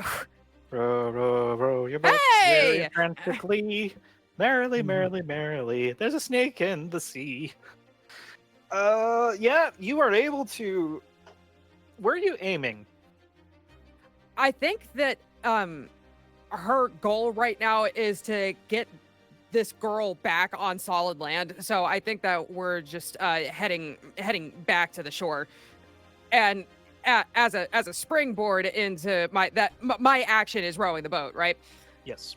Okay. Well, going toward the shore, I'm going to assume that I see these zombies trying to dogpile Nahum. Yeah. So with my bonus action, I will plunk down my spiritual weapon.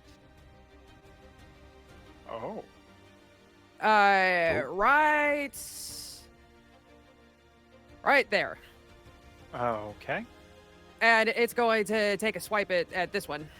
Okay. Hold on just a second. I need to pull this character sheet up. Bonk.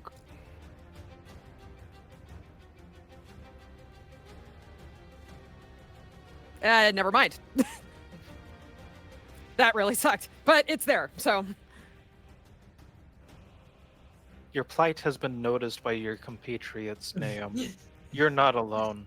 You will not die alone. I think it's gonna take more than apparently I 3 can only zombies. have one character sheet open at a time. That's unfortunate, unless I just. Oh well, it doesn't matter.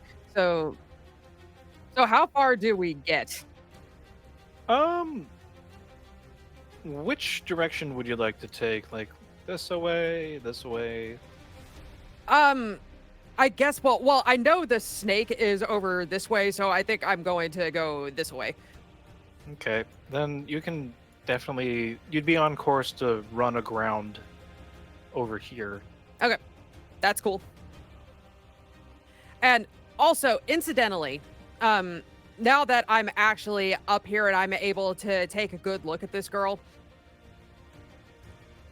does she seem familiar to me? Or does she just remind me of someone that I know?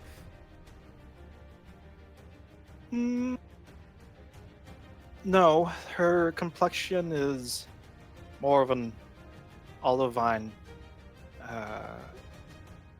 skin, and her clothes look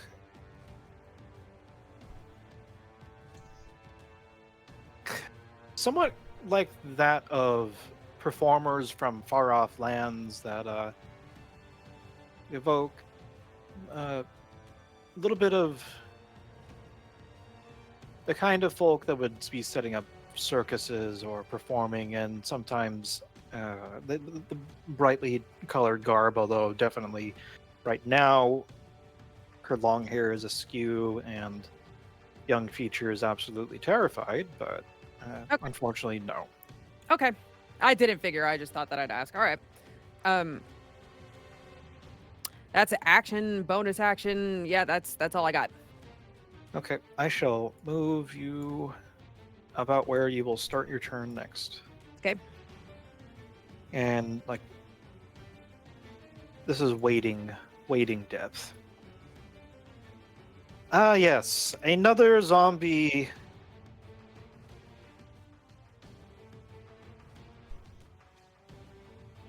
That boat's fast. Shambles out of the fishing shed.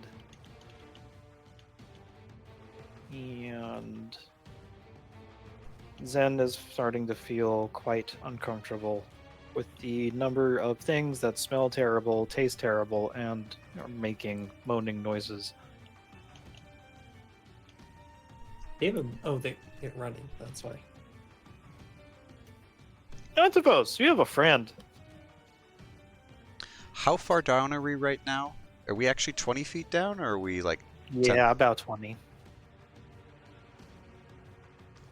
Because I don't think that you've moved at all, and its only movement has been to try to go away. Right.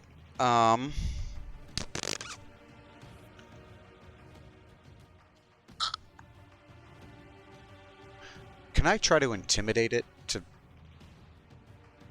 swim the hell away?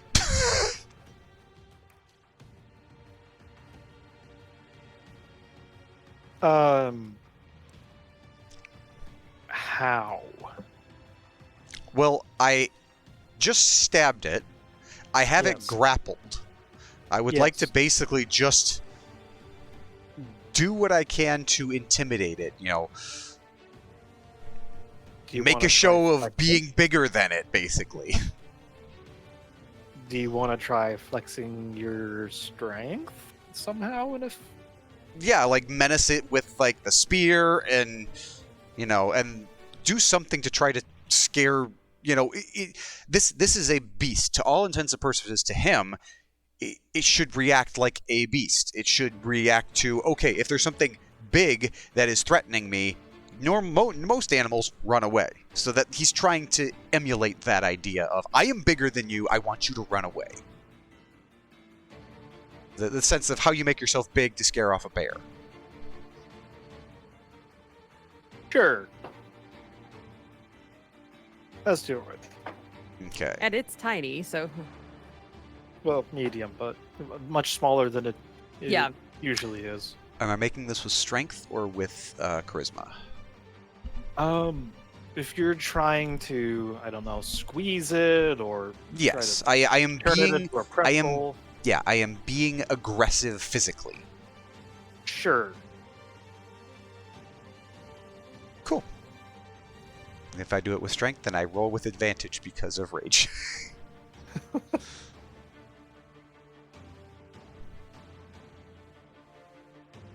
$22.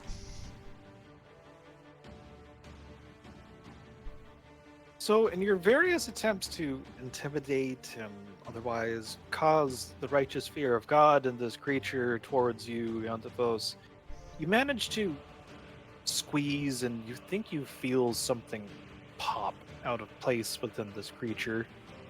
Air bubbles escape, and then it begins thrashing about, wriggling as much as it can to, in a general direction away from everyone that you can see that is friendly to you on a He'll- good day. He'll give it a quick box on the nose and then release it. Which it immediately slides and sittles away like an arrow into the dark. It has effectively left the encounter. With that, he will watch it leave and turn around. Can I... I'm underwater, so I probably can't see much of what's going on. You can see a little bit. You see the shadows being cast by the light. You can kind of, and also you have the dark vision. Yeah, Although you are 20. he wouldn't be able to see above the water. He'd be able to see underwater, but not above the water. Yes. But anyway, so he's gonna just swimming to the surface as he goes. He's gonna follow where the light went, and so by the time he gets to here, he's surfaced. Okay. And realizes he's very close to a zombie. Yes. Uh-huh. Was the intimidation my action? Yes. Okay, I will use my bonus action to extend my rage, and that will be my turn.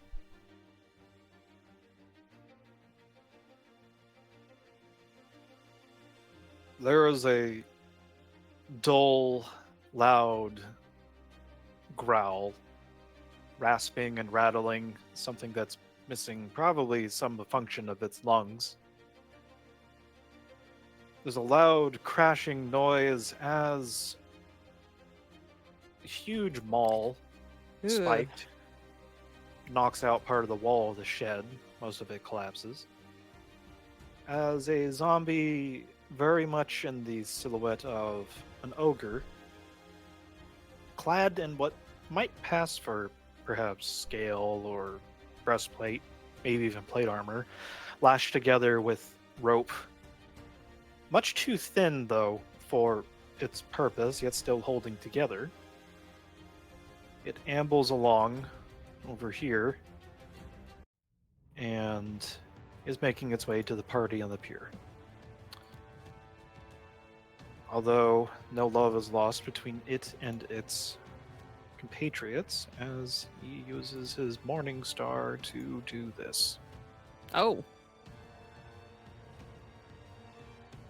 Sheesh. And bats this zombie off to the side. 10 feet.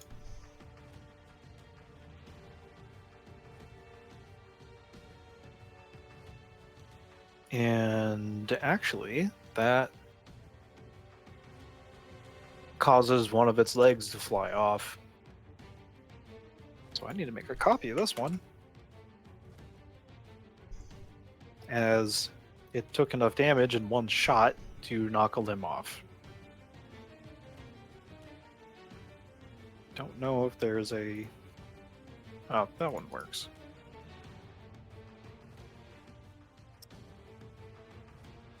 Damn, buddy! You got some friends. I'm gonna do is it won't pay off this term. It'll pay off in future terms. Let's see, can I target myself? Should I figure out how to target myself with a first level? So I'm gonna cast Protection of Good and Evil on myself. Nice glowing glow. A glowing glow. A glowing glow. An ethereal glow. You know, as a good church person does. These zombies now have disadvantage on attacking me. So that's gonna be good on that. How deep is this water here? About Can I stand in it? So standing room only would be probably There. Okay. there-ish. You are in a deeper part. You can jump into Artificer's arms. I imagine that he would get you. I would Nah, certainly there's not too catch much I you, can do. and then I would ask why you're jumping into my arms when there are foes to defeat. Yeah, there's not much I can do in terms of movement, considering these two zombies are they above on the pier right now, or are they below the pier? The one below or in the water is below you. That's why it threw Okay. its hand at you. Right, and these The two are rest of above. them are beginning. Yes, the rest of them are. This guy's still in the beginning water, and these guys are on the pier. Right? Okay, got it. Yeah, because I can't really get around them per se, which is okay. think that's basically going to be the end of the turn, where I can't really think much of. No, there's something I could do. I could do Planar Warrior. It's on this turn. Never mind. No, that doesn't do anything. I will end the turn. Seeing How that do there's I- a creature within arm's reach, it's still attached to its body, this zombie is going to turn around and go after a strange creature. It has ability to slash at you with its claw. Singular arm.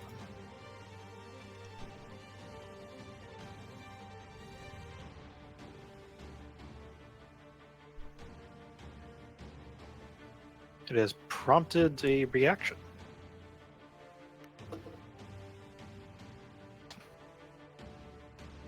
What reactions do you happen to have that could be prompting it? The blinding enchantment on the weapon, I thought?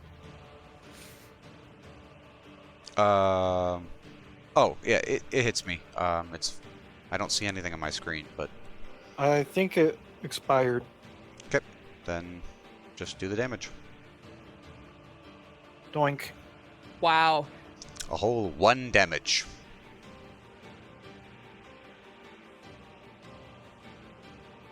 Incredible. Quite. Amazing. Oh, It's- by the way, Superlative. you're no longer a hat. Cool.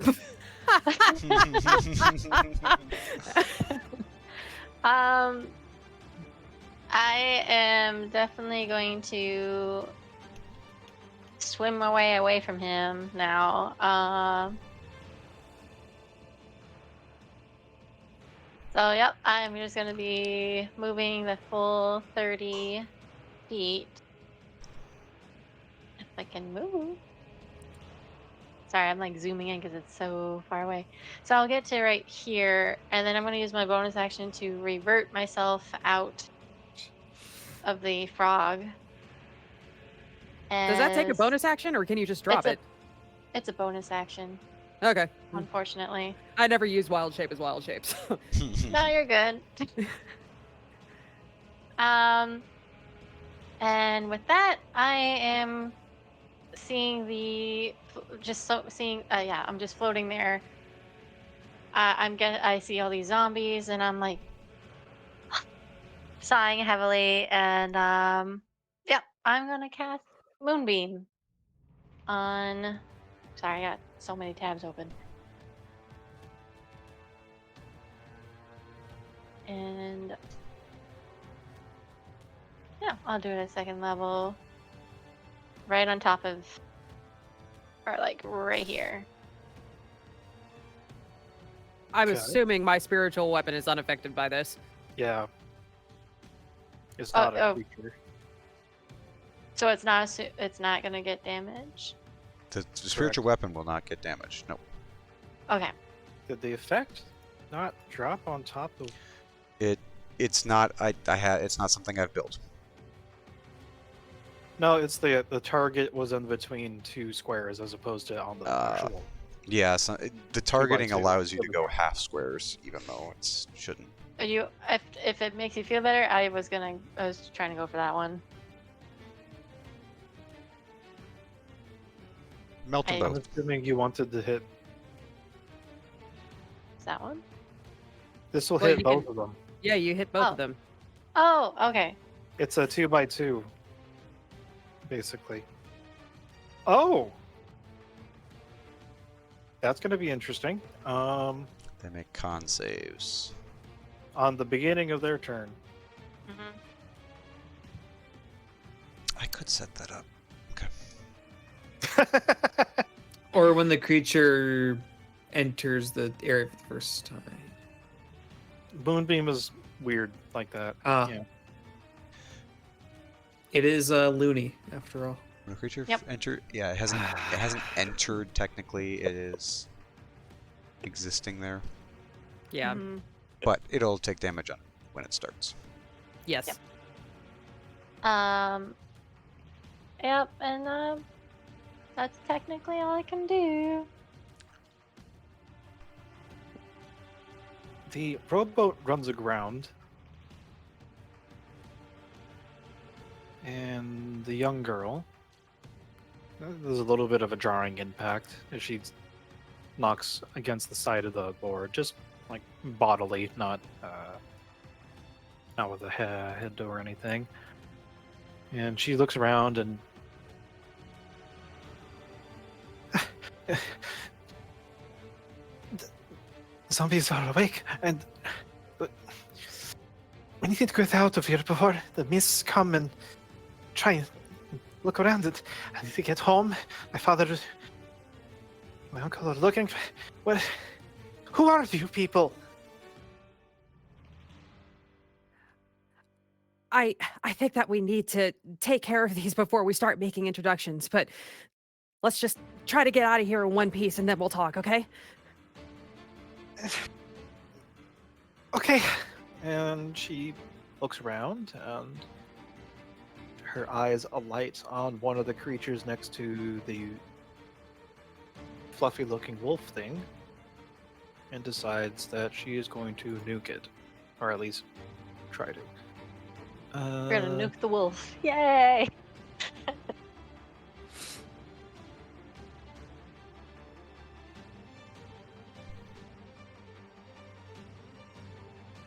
Okay. Did I do that right? Yeah. Nice I effects. targeted the thing. I see the effect.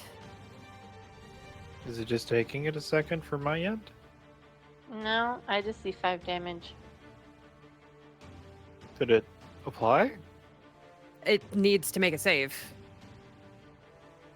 It's not prompting the save. Well, might as well roll that dexterity save on it then. Yeah. It's good at those. Oh. It says it failed. Well, it finally just did that. It rolled it. Yeah, that's. She makes a diagonal cut and a corresponding flash of orange light, much similar to the one that is less similar to the spell around her, goes across to the creature, and she just kind of ducks into the boat, not wanting to move.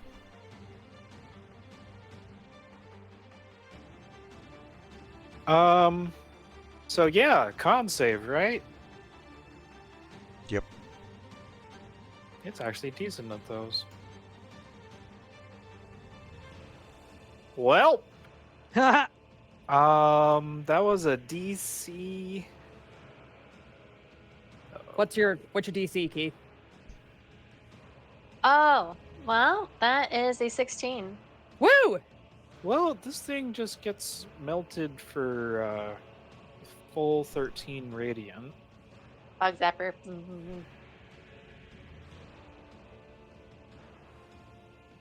However, that does not dissuade it from the tasty morsel that is. Oh, that's right. It has this too. Oh, that's fine. You know it has disadvantage. Yep.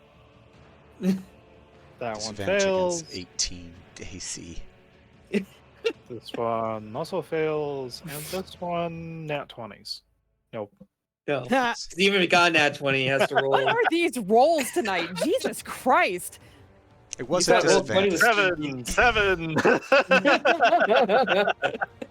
This is You're not winning the Avarice- lottery. Avarice's theme is there's only one number that gets he gets every time. Tonight's number is.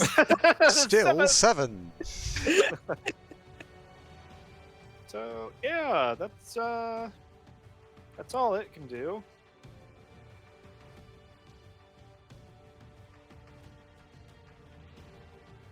This Nobody dude. knows what happened to the guy out in the He's water. been abandoned. He's kind of just out Where there. is he? He's down in the water trying to get back up. This I mean, zombie- he did throw a child into the water. Oh, yeah, no love lost there. Okay, buddy, you need to also make a... No, that's the GM stats. Con save. 17? It me. So But it's just half, over. half 13. Mm-hmm. 6. It's scorched for 6. Oh boy, here we go, stabbing again.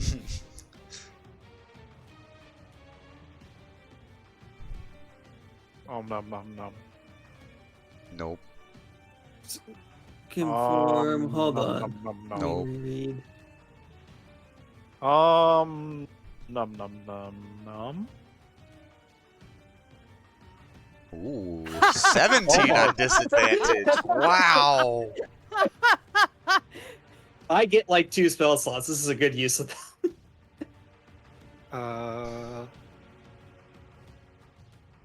Oh, you're telling me it's a 4 zombie thing in that thing instead of just 1. Am I reading that correctly? This one has half movement because it's missing a leg, but it manages to dash right up to the boat. And its other leg just kind of pops into this boat on accident, gesticulating weirdly. Anyways, Helene, what you doing? There's a zombie here. Okay, great. It's missing a leg, but yes. Uh-huh. Well, you know what? Fuck this thing. She's just gonna she's gonna just look down at the girl cowering in the boat and just say, just stay down.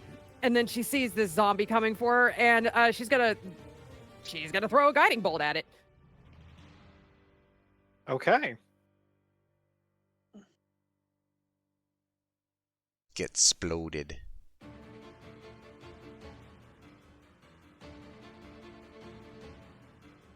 Ooh, that's a And- cool effect. Yes. So it's already missing Mhm. limbs.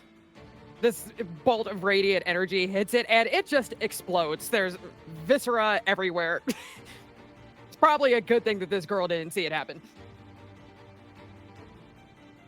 Yep, she's hiding her face. She winces as the heat or the change in the air as you let loose the guiding bolt makes her shiver further down into the boat. Though, yes, the zombie explodes and immediately turns to ash afterwards. Awesome. Oh, sorry. And in the meanwhile, my spiritual weapon is going to make another attempt to stab this thing. Okay. Oh, Hey, there we go. oh, bonk. Why isn't it prompting me to roll damage? Am I missing something here? What am I missing? It might just be laggy. I think it's laggy. That's why the other, ugh, excuse me. I've noticed that there is a little bit of weird lag in the system.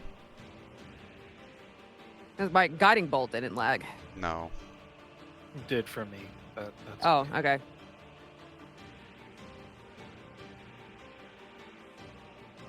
It's not, Hello, damage. it's not giving you the chance to roll damage. No, it's not prompting me for damage at all. 1d8 plus 4, yeah. Yeah, well, I'll just do that.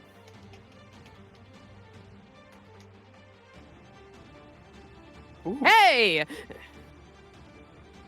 And you should just be able to right-click that 12 and apply it to the, if you got that token selected. Oh, I do. Well, Oh, Oh. it's dead too. So Wait, what why the- do I have? Wait, what? no, you Why is it applied you applied the damage to Helene, not to the. I did? Yeah, it's prompting me to make a concentration check. Whoops. No, it doesn't. Anyways, what's it look like as your pole arm descends and carves this thing? So, this thing is standing in a beam of light. And it was already getting kind of melted by this light. It had previously just been able to duck out of the way of this spiritual weapon, but it's just it was just completely blinded by this moonbeam, and it's just completely unprepared for another swipe from this spear, and it just goes straight through its neck. Didn't even see it coming.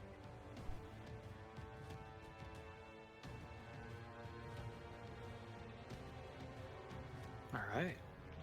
Also, incidentally, since this snake is gone, would it be fair to say that I am no longer concentrating?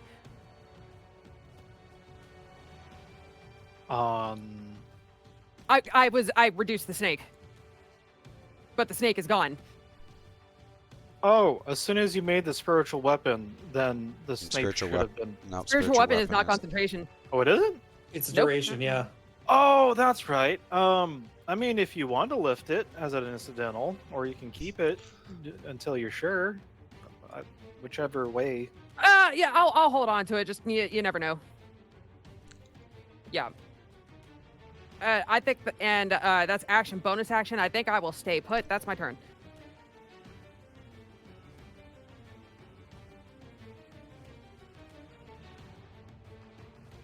Using a modicum of intelligence it has left, this zombie is going to shuffle off of the pier and go to where its compatriot is now a greasy spot on the floor.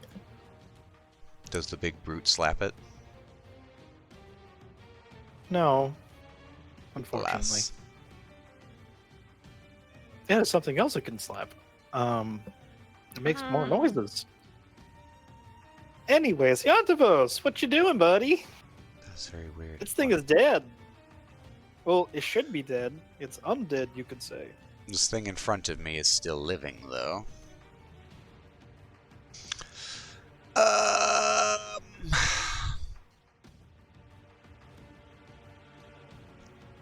Can I stand in the space that its little hand is? Can I, like, well, I can't. Nah, I guess I got. I mean, I think that would need you to climb up the side. You know what? I am not able to get footing. I'm still swimming. You could stand on the zombie.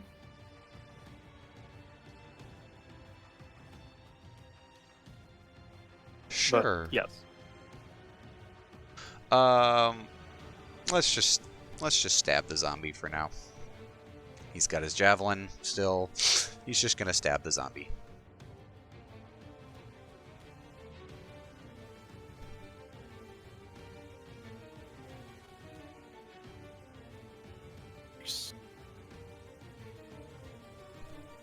For 10 damage. What does this look like? Yeah, Antivos just swims up. Ah, you foul beast! And he just two hands puts this thing right through the zombie's skull, and then just like pushes it down till it hits the muck and the the dirt of the water below. Yeah, and then he will. Can I climb up and stand over top of this mummified zombie hand? Incidentally, because you killed its owner, it curls up and withers away. Okay, well, he climbs up and kicks the desiccated husk of a hand off the pier, standing next to Nahum. Right, you seem busy here. Mind if I lend a hand? And at this point, he sticks the javelin into the wooden pier, pulls his maul off his back. This one will be fun. Two-handed, full, like, overhead swing at the zombie. Like straight down, or? Hang on. Wrong one. I needed to hit. Yeah, basically just two-handed swing straight down.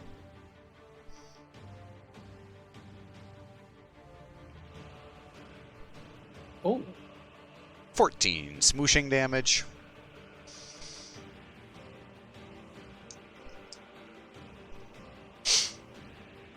Alrighty then. So that does a hefty amount of damage to this creature. And because it was at least 5 points, yes? We'll say I'll use Crusher and push it backwards 5 feet. Still in the moonbeam, but push it back 5 feet. Okay. Can I pistol whip it or no? Nah, it's force movement. Okay. Yeah, force movement. So, with an overhead smash with Hamponia's Rose, the neck caves inwards as the head now sort of occupies a space inside the chest cavity.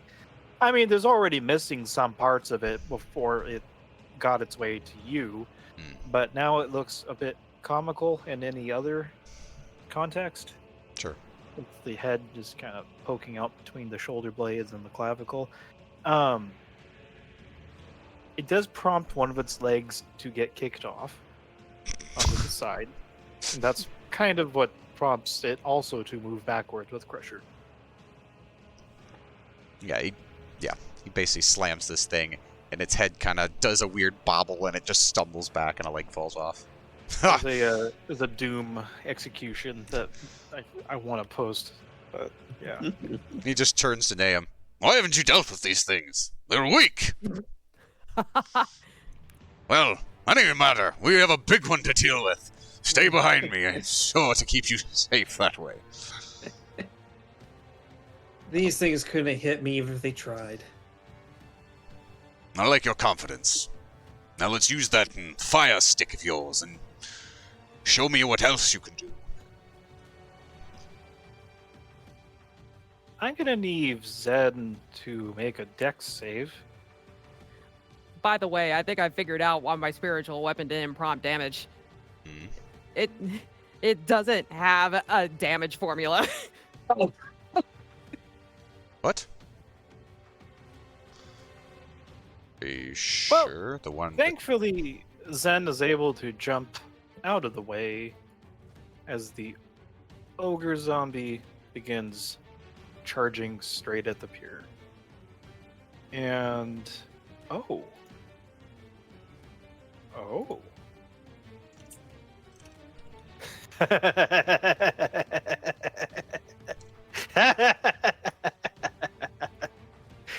So I didn't set up an ability per se, but it's going to use its action to both sprint and also try to barrel everyone on the pier into the water with it. But in it a also walks shoulder through the charge. moonbeam. Yes, it does. It doesn't care. So I'm going to need these 3 things to make a...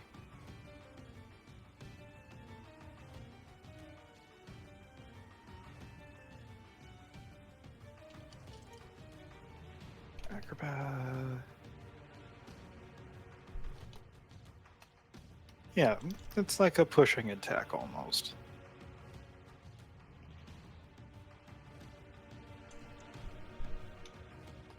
So it's acrobatics or athletics to see whether or not you avoid getting hucked into the water with this critter. Okay. Yeah, basically the same for me. Chugga chugga chugga chugga chugga chugga chugga chugga.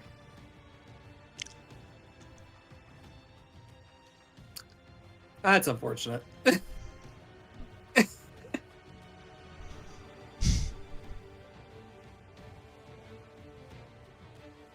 gonna be hilarious if the zombie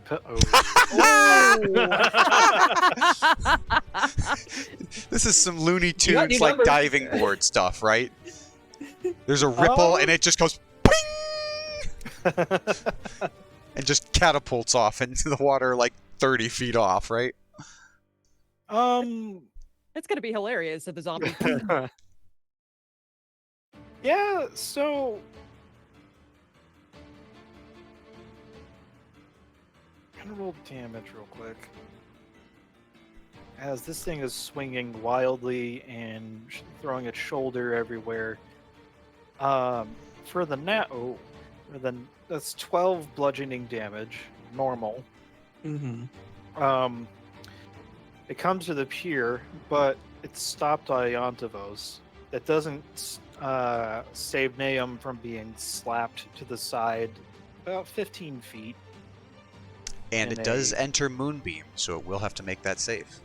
Yes. So Naomi, you're over there now. Yeah, take 12 damage, you said? Yes. Okay, I'll also make a concentration And check. this zombie down here just kind of becomes paste. So yeah, it's it didn't survive. Probably owe the ogre like gambling money or something anyways.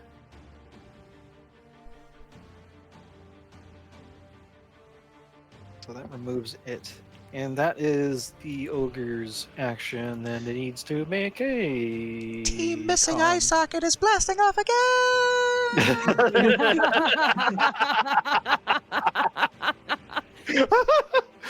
And it saves that. Oh sucks. man, So That's that's 6 half. points. 6 Yeah. damage. No worry, I shall hit it harder this time. So actu- or Hang What? on. I'm reading a feature. oh, why the fuck is it so big down Does this count as an attack? there? More a feature. So it's not an attack. I wouldn't be able. Could I use my radiant weapon reaction on it?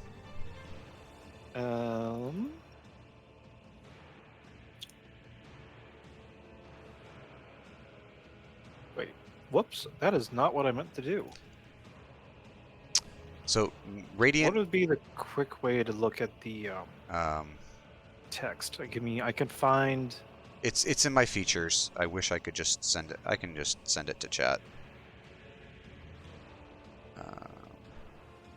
Don't target something. Oh, it won't post it to chat. Has reaction after be hitting by an attack.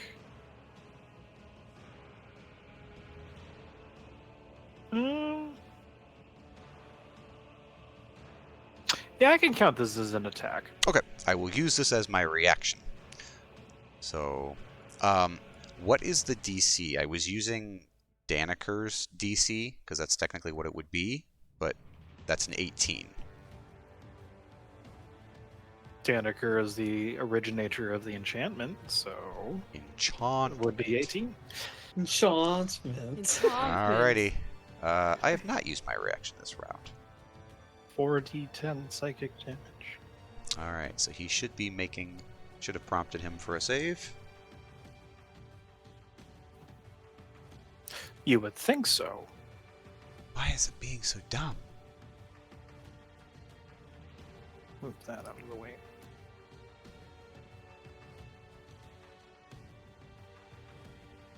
It fails with a 9. It is blinded! Woo! For at least I think to the end of my next turn. Is that how it works? To the, Mm-hmm. yep, to the end of the attacker's next turn. Great. It's gonna get smacked. All right. Is there anything else that anyone can do reaction-wise?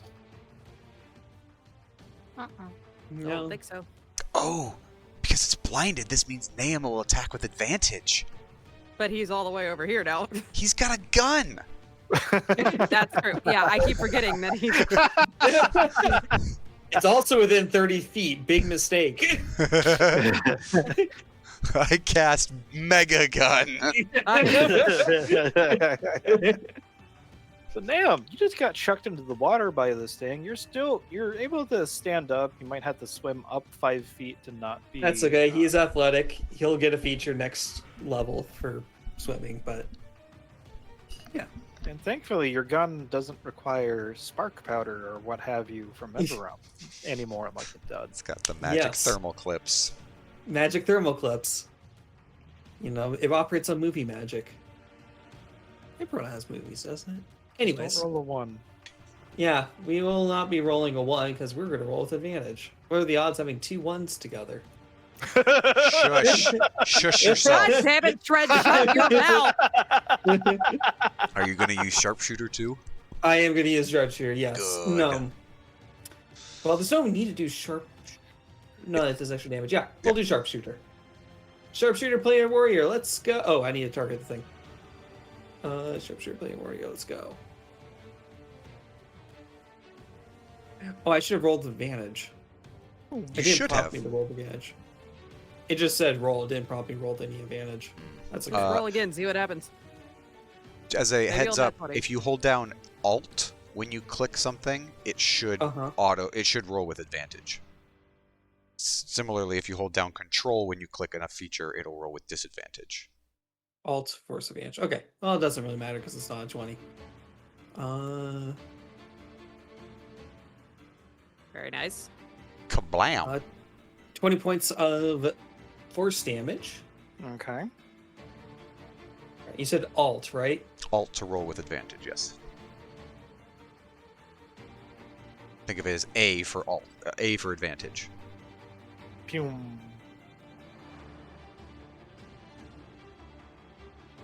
Okay. Okay. And then he is going to go. Hold on. I have the roller here. 5, 10, 15 feet. And he hopefully should be standing without needing to swim as hard anymore. Mm-hmm.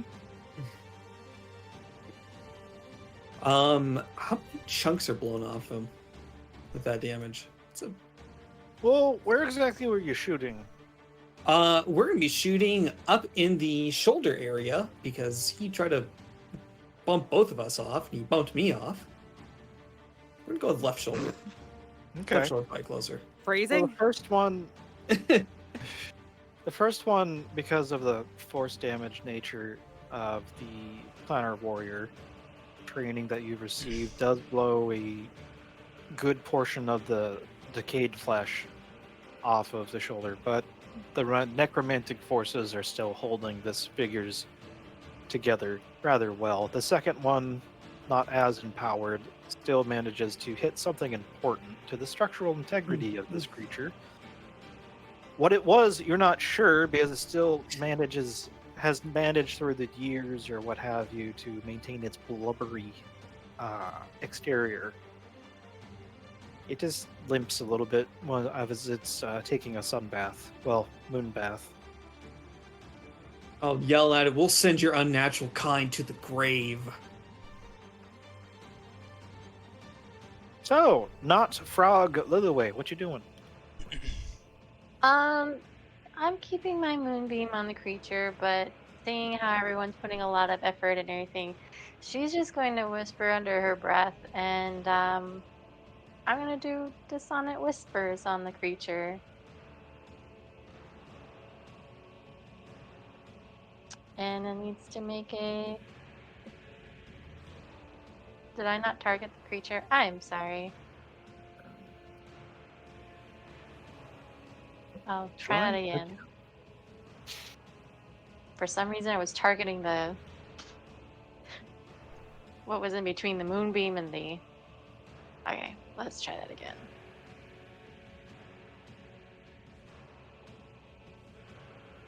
Nice. Same damage, I think it was. Well, look at that. Hey.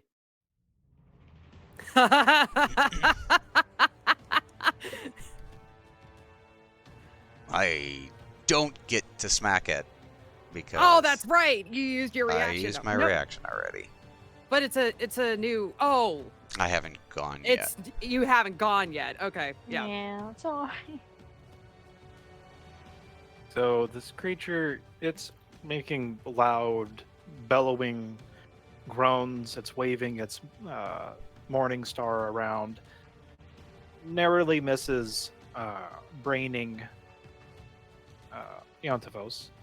And then it mumbles and grunts and tries to run away from the source of the buzzing in his ears.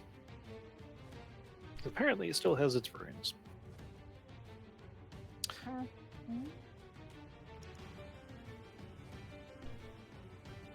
So is it a bonus action to dismiss Moonbeam, or is it an action? It's an action. Oh, Well, to dismiss okay. move it. To move it, to it would be to an move. action. To move, it's an action. To dismiss, you just end concentration. You do that as an incidental.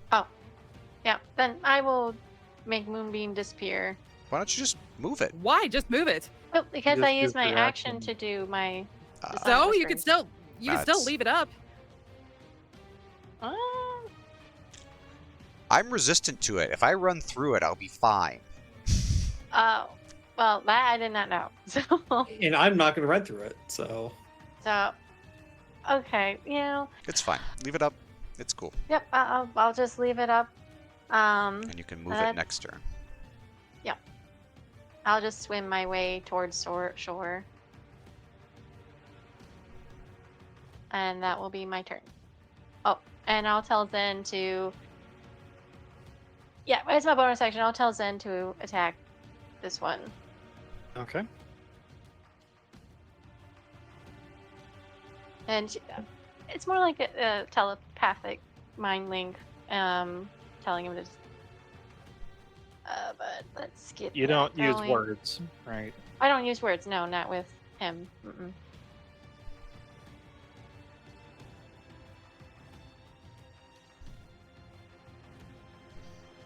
Well, that was barely. Oh my goodness. Glomp.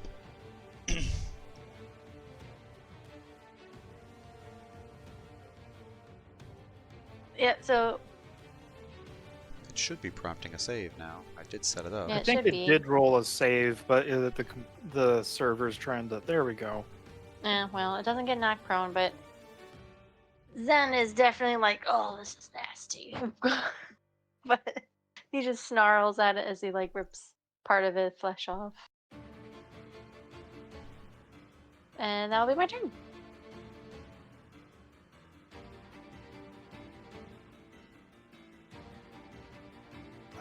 Arabelle hearing the snarls of Zen as the wolf attempts to try and distract the zombie. She bolts upwards, looking around for the noise the canine made. What is a wolf?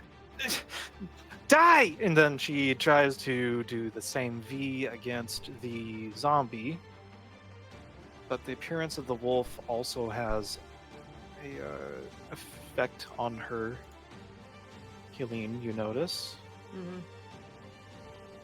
But the zombie is the thing that she goes after first. For 1 damage. Ooh. Yeah, but she's trying her best. I know. It's adorable. And well, she also would have jumped out of the water and tried to swim away a little bit, but okay.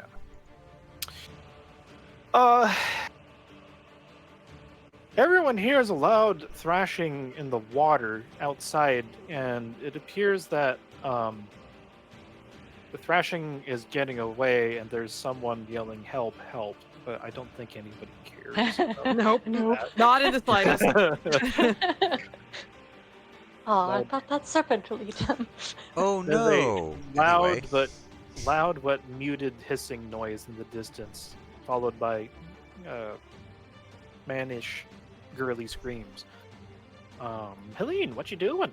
Okay, so I'm going to assume that this wolf is attacking this zombie. Oh, this might be a stupid question, but how how hurt does this zombie look? It looks like the wolf has done what it can. There's bites. But it's not missing limbs like its friend was. No. Okay, let me ask a second question. How does the big guy look? He looks a bit fried, and he's fumbling around. Can't really see anything. You get the impression he might not be able to see. Mm.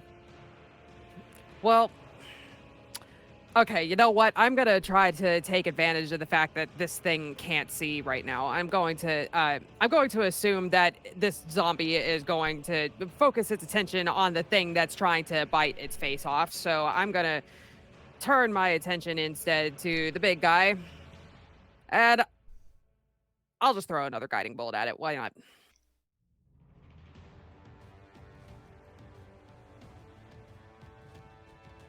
You roll with advantage. Wow. It's blind. That's right. I do. Okay, I'll just do it again.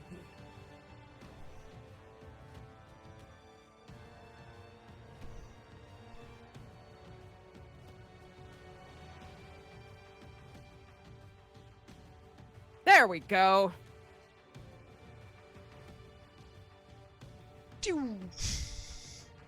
Wow, that sucks. Okay. All right. And what? Sorry. Go ahead. And then I'm just gonna, with my bonus action, I'll move my spiritual weapon up to the big nasty, and I'll have it take a swipe too.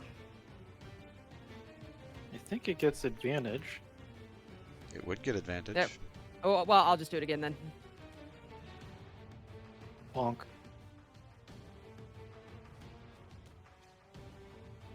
Jesus. Well, at least it hit.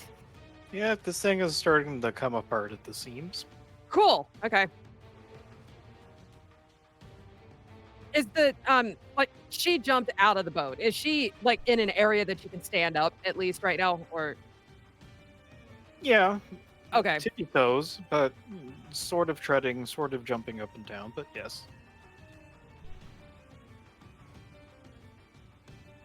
So she's just going to like she'll throw this guiding bolt and move her spiritual weapon, and then once she sees that they've made purchase, she'll just turn her attention to the girl just to make sure that she doesn't wander off too far. Just turn her attention to her for a minute. And yeah, that'll be it. All right. And with the choice between ooh, he's still gonna try shambling over towards the humans. Well, that's fine, but the wolf gets an opportunity attack. Mm-hmm. That it does. And maybe it'll knock it prone. Yoink.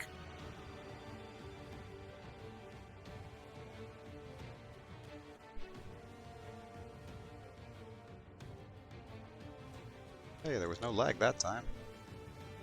It just succeeded. Dang. Yes. Man, damn it. Okay, No one well, wants silvery barbs. that's fine. No silver. I made a bar. call. Hang I made a on. call. It, Hang it's on. only applying half. It only applied half damage. Wait, what? Why? I know why. Let me fix Zev's or Zen's attack. There's a Oh set. no. This No, too it's fine. zen. There's just an effect that I need to switch. Target is full damage. Okay. Okay, cool. Yeah, there's just a MIDI QL setting I had to switch. So next time it won't. So Zerg, you might want to remove the damage it did and then set calc to full or 1 times damage and then reapply. There we go. All right. You're the closest thing to it, Helene, so it's gonna kind of bump over the boat, then jump up, and then try throwing its multi-attack your way. Oh, okay. Gonna try biting first. Oh! Oh, damn. Just meats. Okay. Oh, that's right. You dropped your shield. I dropped my shield. 4. I need to make a concentration check for all the good it does me. Twice. So, Ah, Snake becomes big. the snake becomes big. That's fine. Somewhere. the shrieking becomes much more poignant in the distance. Anyways, Underwater. well, it becomes poignant, and then all of a sudden there's a very loud splash and ceases entirely. There it Oh. is. It's just like the anaconda scene. So that was number 2. Number 2 misses. And number 3. Oh, damn. Anybody got a silvery barbs? No. I didn't think so. Okay. It's only 10. So the bite manages to catch you.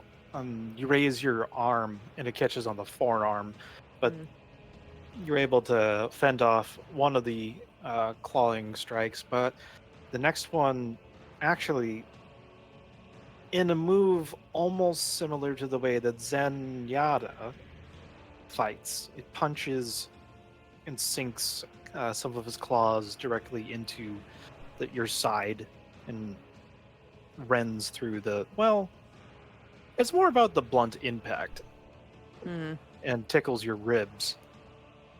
It pulls back a partly bloody stump, though, because at least the armor has held up. Yeah, that's good.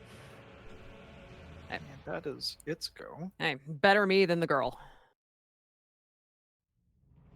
Okay. Yantivos, you have a spotlight between you and your audience.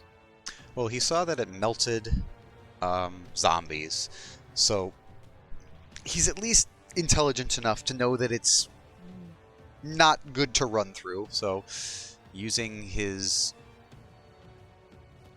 ridiculous amounts of speed, jump 1.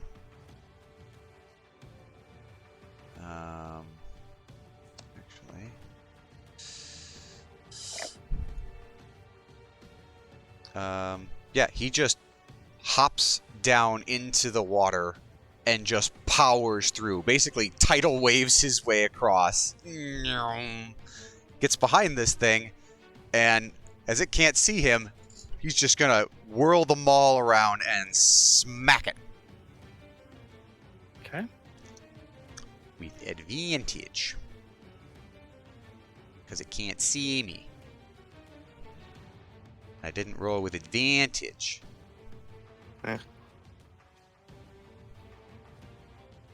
There we go. What? Either way, it would have hit. I held Alt.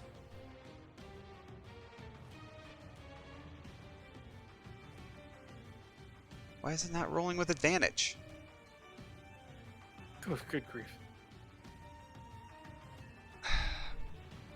I bet there's a MIDI or some other thing. That was what happened the last time things weren't prompting for advantage.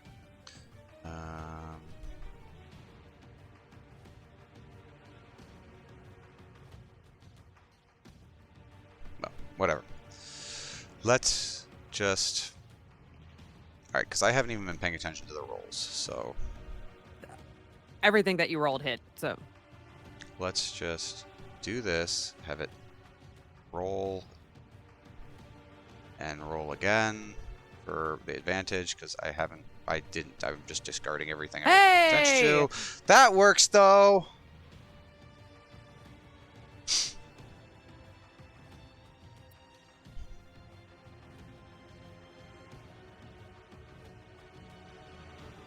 Ooh, how do you want to do this? And because it was a crit, well, you'll see.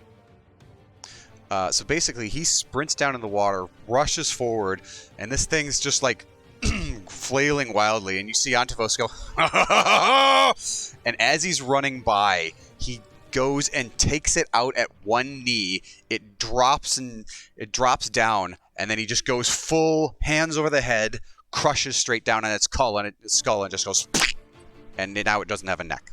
The head is in a cavity of where its head was.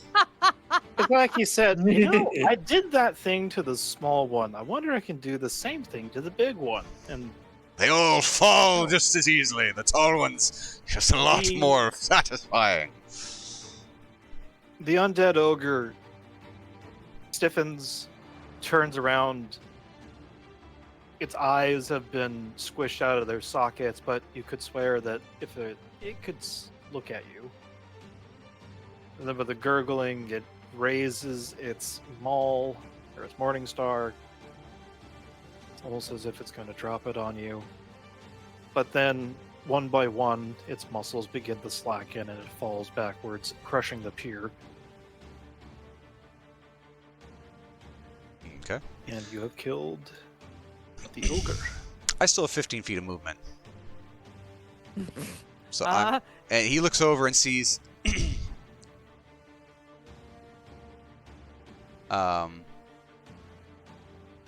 he sees Helene over there in the boat with a zombie.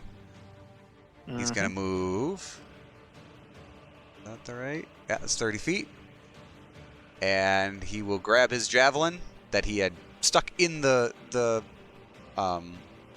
pier. He grabbed as he ran with it. And he's just gonna huck a javelin at the zombie in the boat with Helene. Because it has a range of 30 feet. Whew. Yoink. Hey. For 11 javelin damage. That's gonna be terrifying. Have it all sudden. Really, you're trying to fend off the zombie, and then all of a sudden you see something just go straight through the back of its head and out its nostril. Oh. Except, well, it's still alive, so to speak. It kinda, its head's leaning to the side now with this weird metal growth, courtesy Iontavos. Oh. Anything else you'd like to try and do? Daughter of I'll do man, it again. finish it off! It's my turn. That's all I got. My 2 attacks.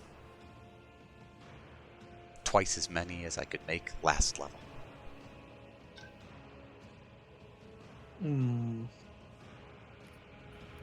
Alright, well, I am going to take a bar shot stance. It's not been completed. Remember, it just stays on you all day. Put it on in the morning and you forget about it. I thought bar shot stance halved my. Oh, well, I'm dumb. Not anymore. Anyways, I think it used to, and then it was like, Okay. there's no point to it. Okay, got it. Well, in that case, might as well be a passive at that point. It basically is. Well, in that case, I guess I don't have to roll disadvantage because 30 feet turns to 60 feet. I'm going to be shooting at the zombie on a boat. No player warrior, though. It's we only have one zombie left, don't we? You can sharpshooter it. It doesn't have high AC. No, it doesn't.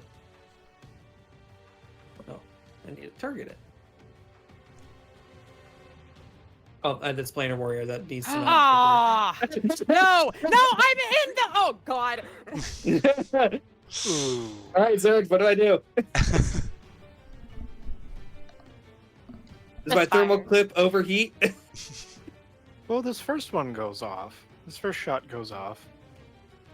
Your gun shivers in your hand, as if there was a misfire, but considering it makes its own ammunition, it's a little bit odd. Do you want to risk making another shot with it? Absolutely. Oh God. It's been nice knowing you guys. That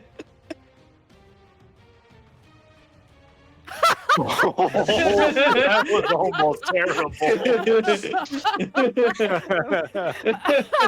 13 points of damage. I straight up thought that was another one.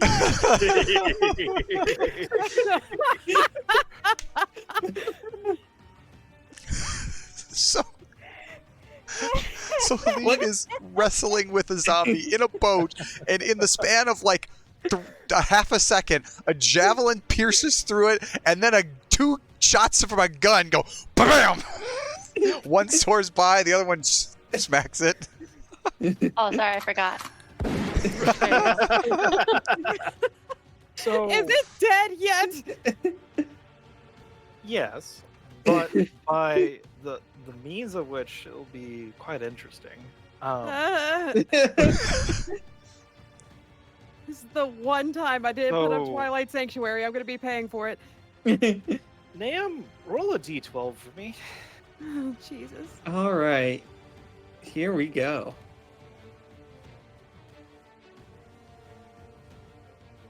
So, Naam, in your many years on the as part of the constabulary or the Flame Keep, you've seen some things. You've used equipment that has misfired. It's not uncommon. The first shot of yours goes quite wide, and much perhaps to the consternation of your newfound companion to your right, as you're aiming at the zombie, of the other companion to the left, and it's a bit louder than it should be. And with the second shot, as you reload, or at least go through the motions of doing so, you fire the gun, but after holding down the trigger, it begins to vibrate and shiver, and the strangest thing, it flips around, revolves, and you're trying to control it in your grip. You manage to shoot yourself in the chest. However, the rest of the gun barrels straight at the zombie. And Helene, you have the javelin hit skewer the zombie's head before the gun that Nahum has just acquired flies end over end and then embeds the handle straight in another part of the back of its head, and the zombie goes slack.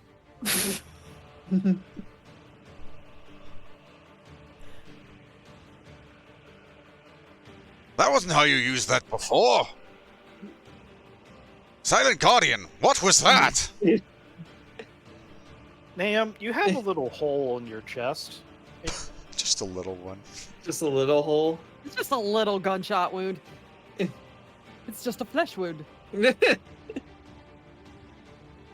also not sure how far the gun went. Well, actually, you do know because it's stuck in the zombie. Would have been more funny if I rolled the distance for it to flown away, but I'm not that evil yet. I think that, Helene has no idea how guns work, so as far as she knows, he just chucks this thing. Like, oh. I think he can what's see the your, gun is over there now because he's got good perception. By the way, what's your reaction to this interesting sequence of events? I obviously not knowing what he was doing because she never heard the sound before. She'll jolt in place and turn around to stare at him to see what just went off, and then it goes off again, and she'll jolt again. Blinks and peers around trying to figure out what just happened, and then looks over in the direction where Helene is and sees the zombie go slump, and she'll look back at the man. What was that? And then she'll look down at the weapon. What is that? And did you just do that?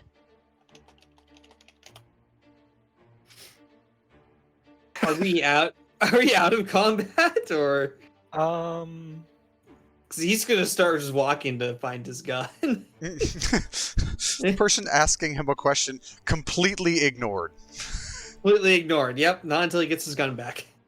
Then he'll start We talking. are out of combat, yes. Can I drop Moonbeam? I don't know. Can you? Yes, I would like to, please. I don't know how to You delete it. just delete it. Go to measurement controls, and you I should thought see. you could stop concentrating also. Well, it actually might go away with concentration. Yeah, just end your concentration. Yeah, you click your person, go to the quick things, quick categories. Okay, thank you. There we go. So, a little dumbfounded that he didn't answer, she just stares and just sighs and looks over in the direction of Zen, and Zen will just rush back towards her.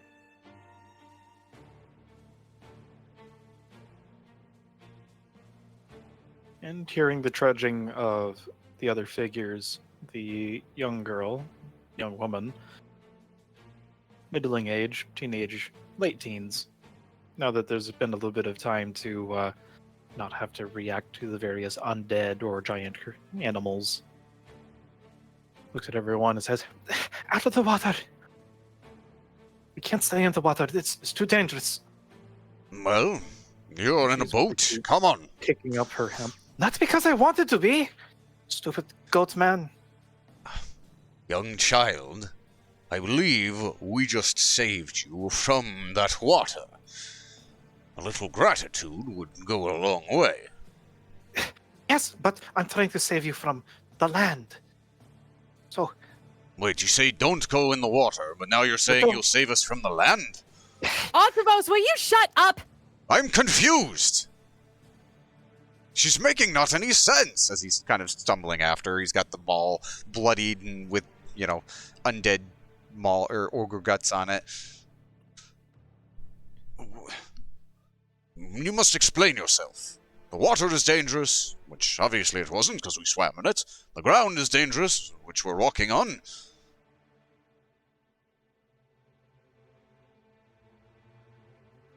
you see that the light, at least what passes for light with this overcast sky, is beginning to fade.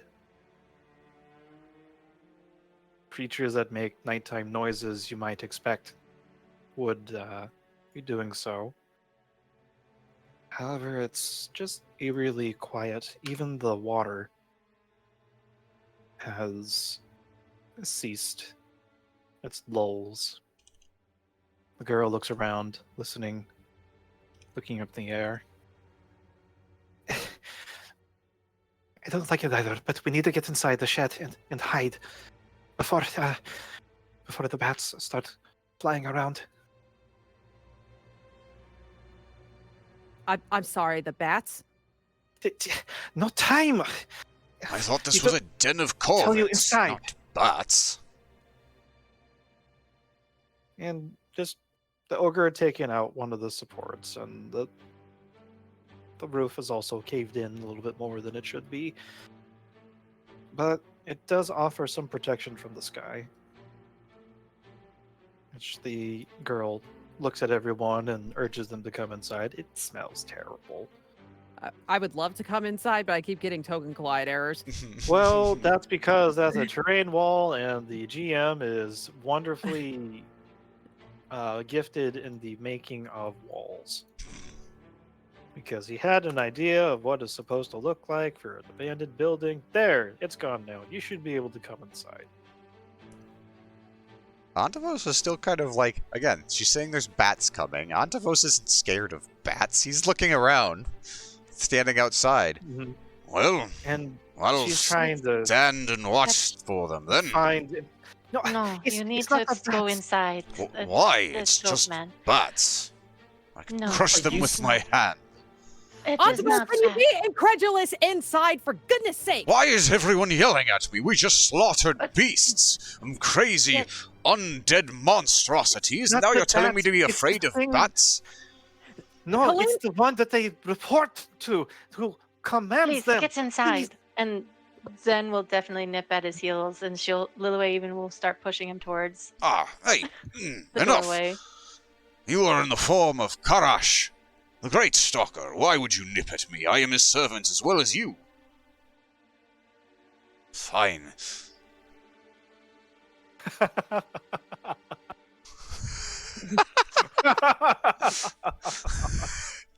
Oh, there's this okay giant radius thing.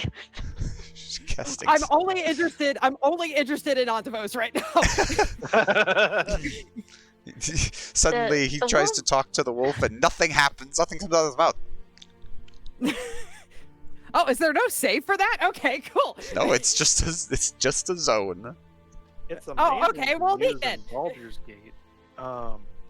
Anyways, At this point, he starts looking around suspiciously. Probably he heard Helene casting. He's motioning, but he can't. There's no sound coming out. Ouch. oh, Hey!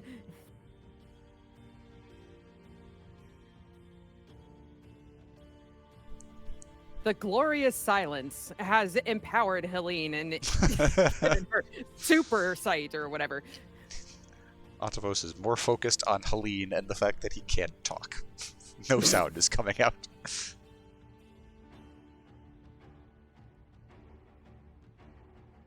Was that a stupid use of a second level spell slot? Probably. Was it worth it? Hell yeah. and Nam. Yes. Nam. I know you're flagging, buddy. Almost done. God. Oh. Ooh. Ouch. He is That's flagging. appropriate. Man, He's It's better. still He's got better than people. perception than the satyr. on my screen, it looked like it was kind of half like, oh, could be 10, could be a 10. 1. It's like, oh. So Yontavos is obviously distracted by the fact that he's under the effects of a spell that seems to be, well, not that he knows or not, but he's not able to utter sound nor hear it, I believe. He's gesturing And- incredulously at Helene. Lilaway is doing her best to try and focus on the satyr and trying to get him in cover.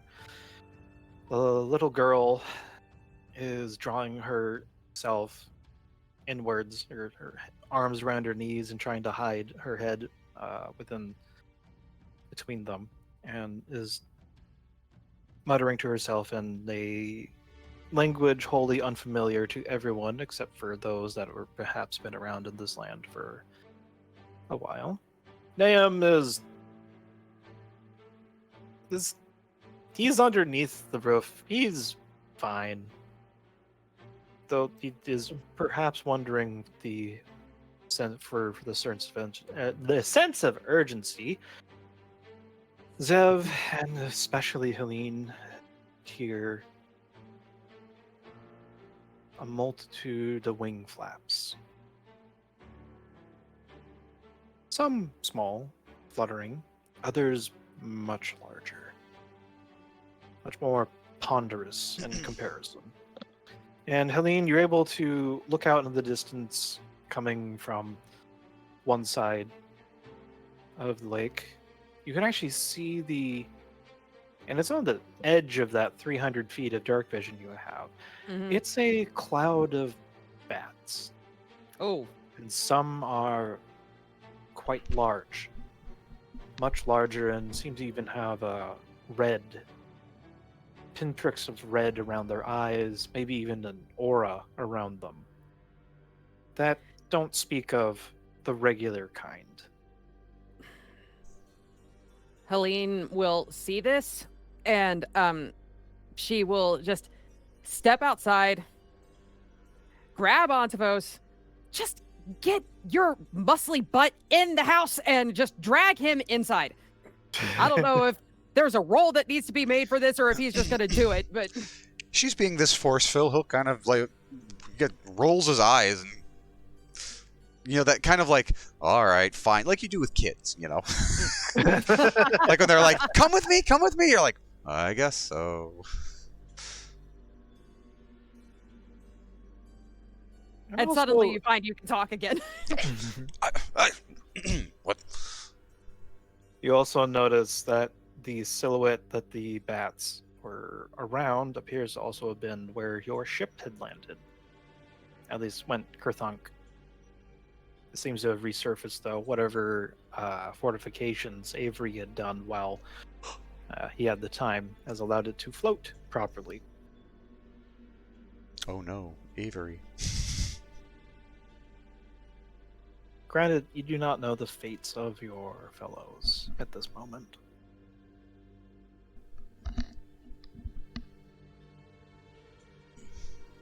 Firthaki, then let us stay and investigate the ship. There have never been ships in Barovia. There have never been ships. It's new. I've never seen a ship. I only know stories from grandmother and some of the travelers. You hear the girl muttering, and she's just rocking back and forth. Ontavos will kind of step over. There, it's fine. We are here. I am here. We shall keep you safe, as we have already done once.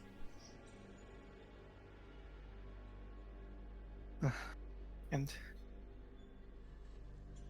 safe, yes. It's where is the bad man? The one who put me in that stinky bag. If I recall, I didn't see him come back ashore. Did anybody else see him? He had a little. yes, you and your shape-shifting. That was impressive work. Shape shifting? What? What the? Our But you newest have a wolf, and are you one of the land's druids? And then the girl starts backing away from where Little Way is. Is that a bad thing? Your wolf is not mean, and you don't look like one of the other druids of the land. Are you? I haven't seen any druids from this land in the last few years. But no. Oh, you would know. I also serve him, but you are all. Are you all travelers, outlanders? I suppose that's a good word for it. But it isn't the appointed time. It isn't time for outlanders to be here. So, you said you dropped from. No. What? we I'm so came confused. we came upon a great ship from a faraway land, at the behest of a ship? great lord of the heavens. keep talk of heavens away from most other ears that live in this place. It's not well received from those that are actually alive, Well, especially those who are dead. their opinions matter not to me. What is your name, little one? Do you have one? My name is Arabelle. And I do thank you for saving me. I would probably be drowned because that stupid man thinks that sacrificing a Vestana would actually bring luck or something to him. The stupid drunk. I'm confused. I thought you were an Arabelle. My name, yes, Arabelle. But Then what is this? Vistani? Is that another name? It's a group of people. So another name. I suppose, yes, but they're split in two from what I've heard. You humans and your Sounds- multiple names.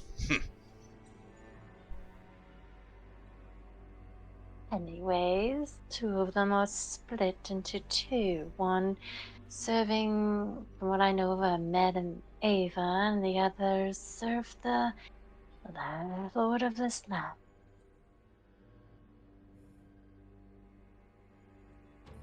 you hear the screeching of the bats, and they appear to be growing further and further away. And after a point, Arabelle does scamper past both Viantavos and Naam, and she looks outside on the water. She turns back and tries talking, and then frowns as no one just seems to respond.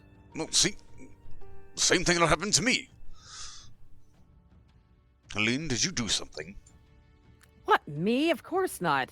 You lie. I can tell. Steps, keeps on talking, steps, and then I think stupid magic and oh, a spell. Yes, I don't think I know this one. Grandmother is never. Well, Oh. she says I haven't come into my own yet, as far as that is concerned. But Sorry, it was kind of on impulse. Now a spell that silences a person talking in the noises. That could be very interesting. We see him, his thoughts, you can tell that he is no longer mentally there. God damn it. God damn it.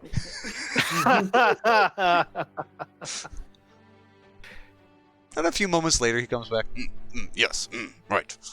Well, the bats are gone. We are safe. You, Arabelle of the Vistani. Not You- safe. The fog is coming. The mist. First bats, now fog. It's not just any mist. It's part of the land, and I think it's I think it's going towards your ship, and also coming from Valakai, moving east to west, and it's going to be here any minute. Well, if I understand our tinkerer, he shall be airborne once again shortly. I have no worries for him. The mist is taking it away. Once it's fully enshrouded, it will go wherever the master of the land wants it to. It's hard to explain, but I can't go home. Not if we take the eastern way. We might have to. Damn it. She looks and is chewing on her lip, thinking, shaking her head, nodding, shaking her head again. Kind of leans over to Nahum. Are you understanding a thing this woman is saying? She fears bats. Shakes his head, no. Mist. Seems strange. She's Also, clearly those- concerned about something. Has anything in the past few days been what you would consider normal? No, and yes. Some things, certainly. In other news, she's meaning we need to move before the mist enshrouds all of us. If we get trapped in the mist, we are no longer... Well, either you are destroyed in the mist, or you'll be, like she said, moved elsewhere to the Lord's best wishes. And you don't want that to happen. Well, then, I suppose, then yes, we should move. Young Arabelle Vistani. Would you lead the way? I can carry you on my back, so your legs can have a rest.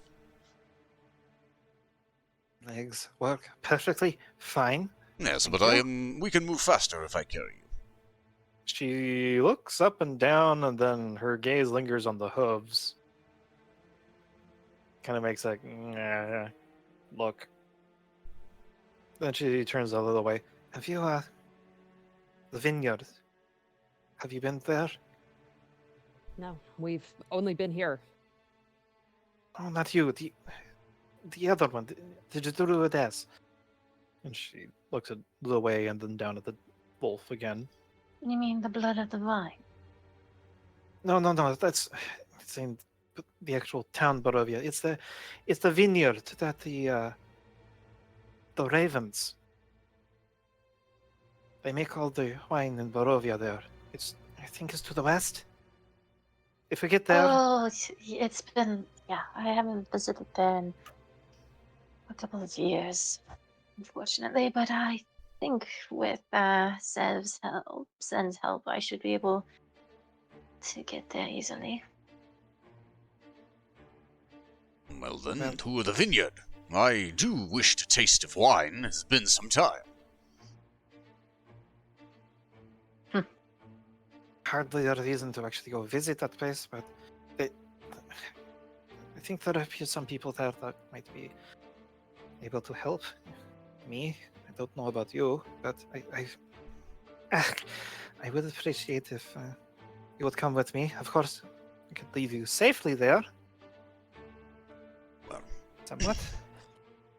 If the mist is dangerous, and the vineyard is dangerous, and the ground is dangerous, and the water is dangerous, and the bats are dangerous, I say we charge headlong into whatever danger we need to. Oh, I wish I had another spell slot. Well, your enthusiasm is much appreciated after all these years I've been here. And it can also be a foolish thing as well. Well, we shall see who is foolish when we arrive wherever it is this danger is, and we are safe. Come, lead us, Arabelle of Vistani. Well, as soon as his spies find his place and stop to investigate, then hopefully they'll just hope it's the stupid fishermen and then stop. If we follow the coast then keep going until we hit the river, then cut southwards to the bridge, and then we can walk to the vineyard. And yes, I think that would work. And I think I also know somewhere safe that we might be able to spend the night. Night is, well, time is very odd in Barovia. It's also under his control. But,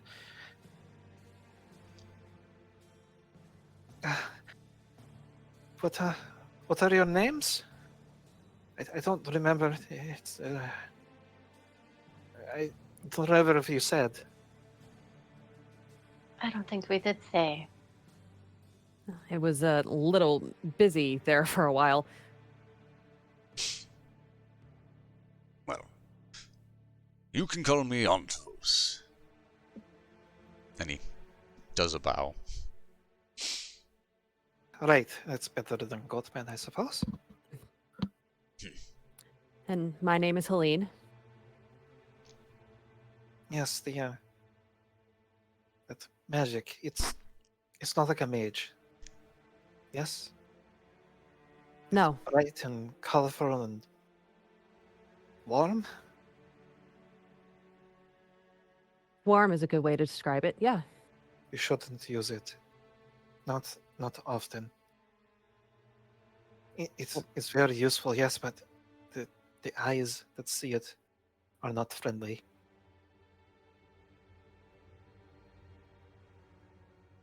Well, I'll try to use it sparingly then.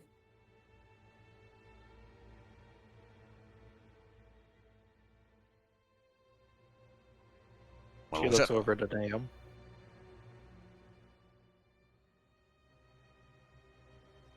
Daisy. Sorry, Shred. Are you passing out on us? It's practically yes. It is pretty late. Okay, just almost there. Almost there. She's looking at Naum as next in the round table. Nahum. Names.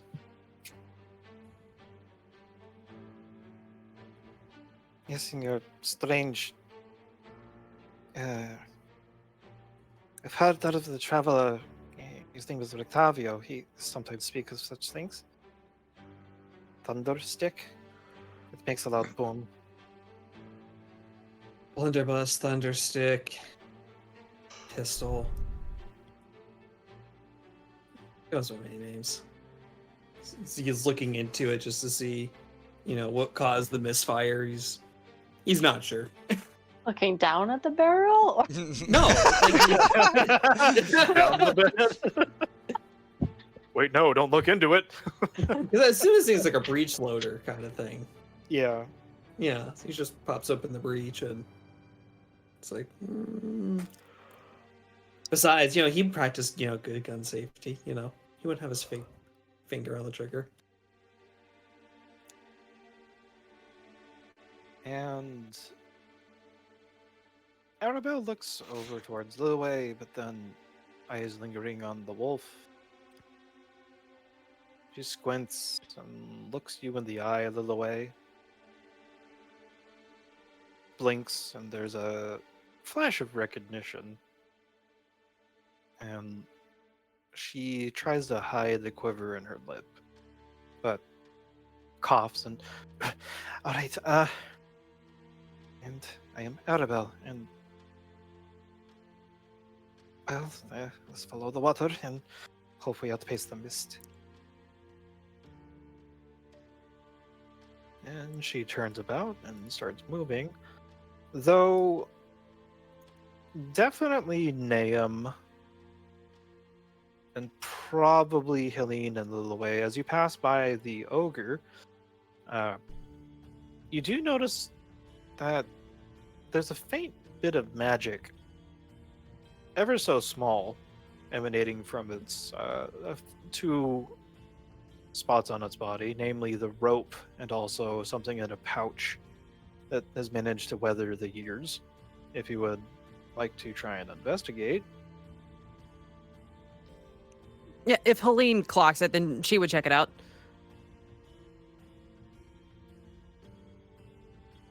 And the rope being used as lashings for the armor plating that the ogres used actually seems to have, despite being hit and bashed and or just all sorts of punishment levied onto it, seems to be in mint condition. You find a knot and undo it, and it automatically all coils up into your hand. And then in its pocket, there's a curious little fountain pen.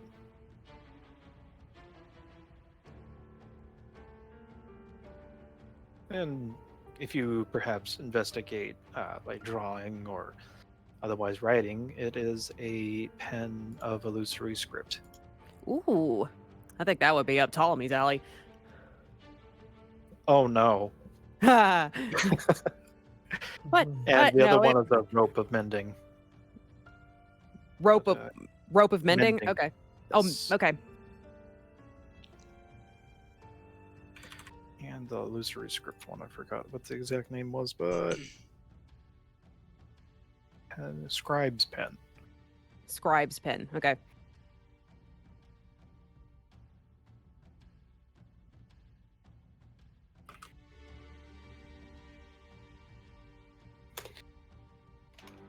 All right.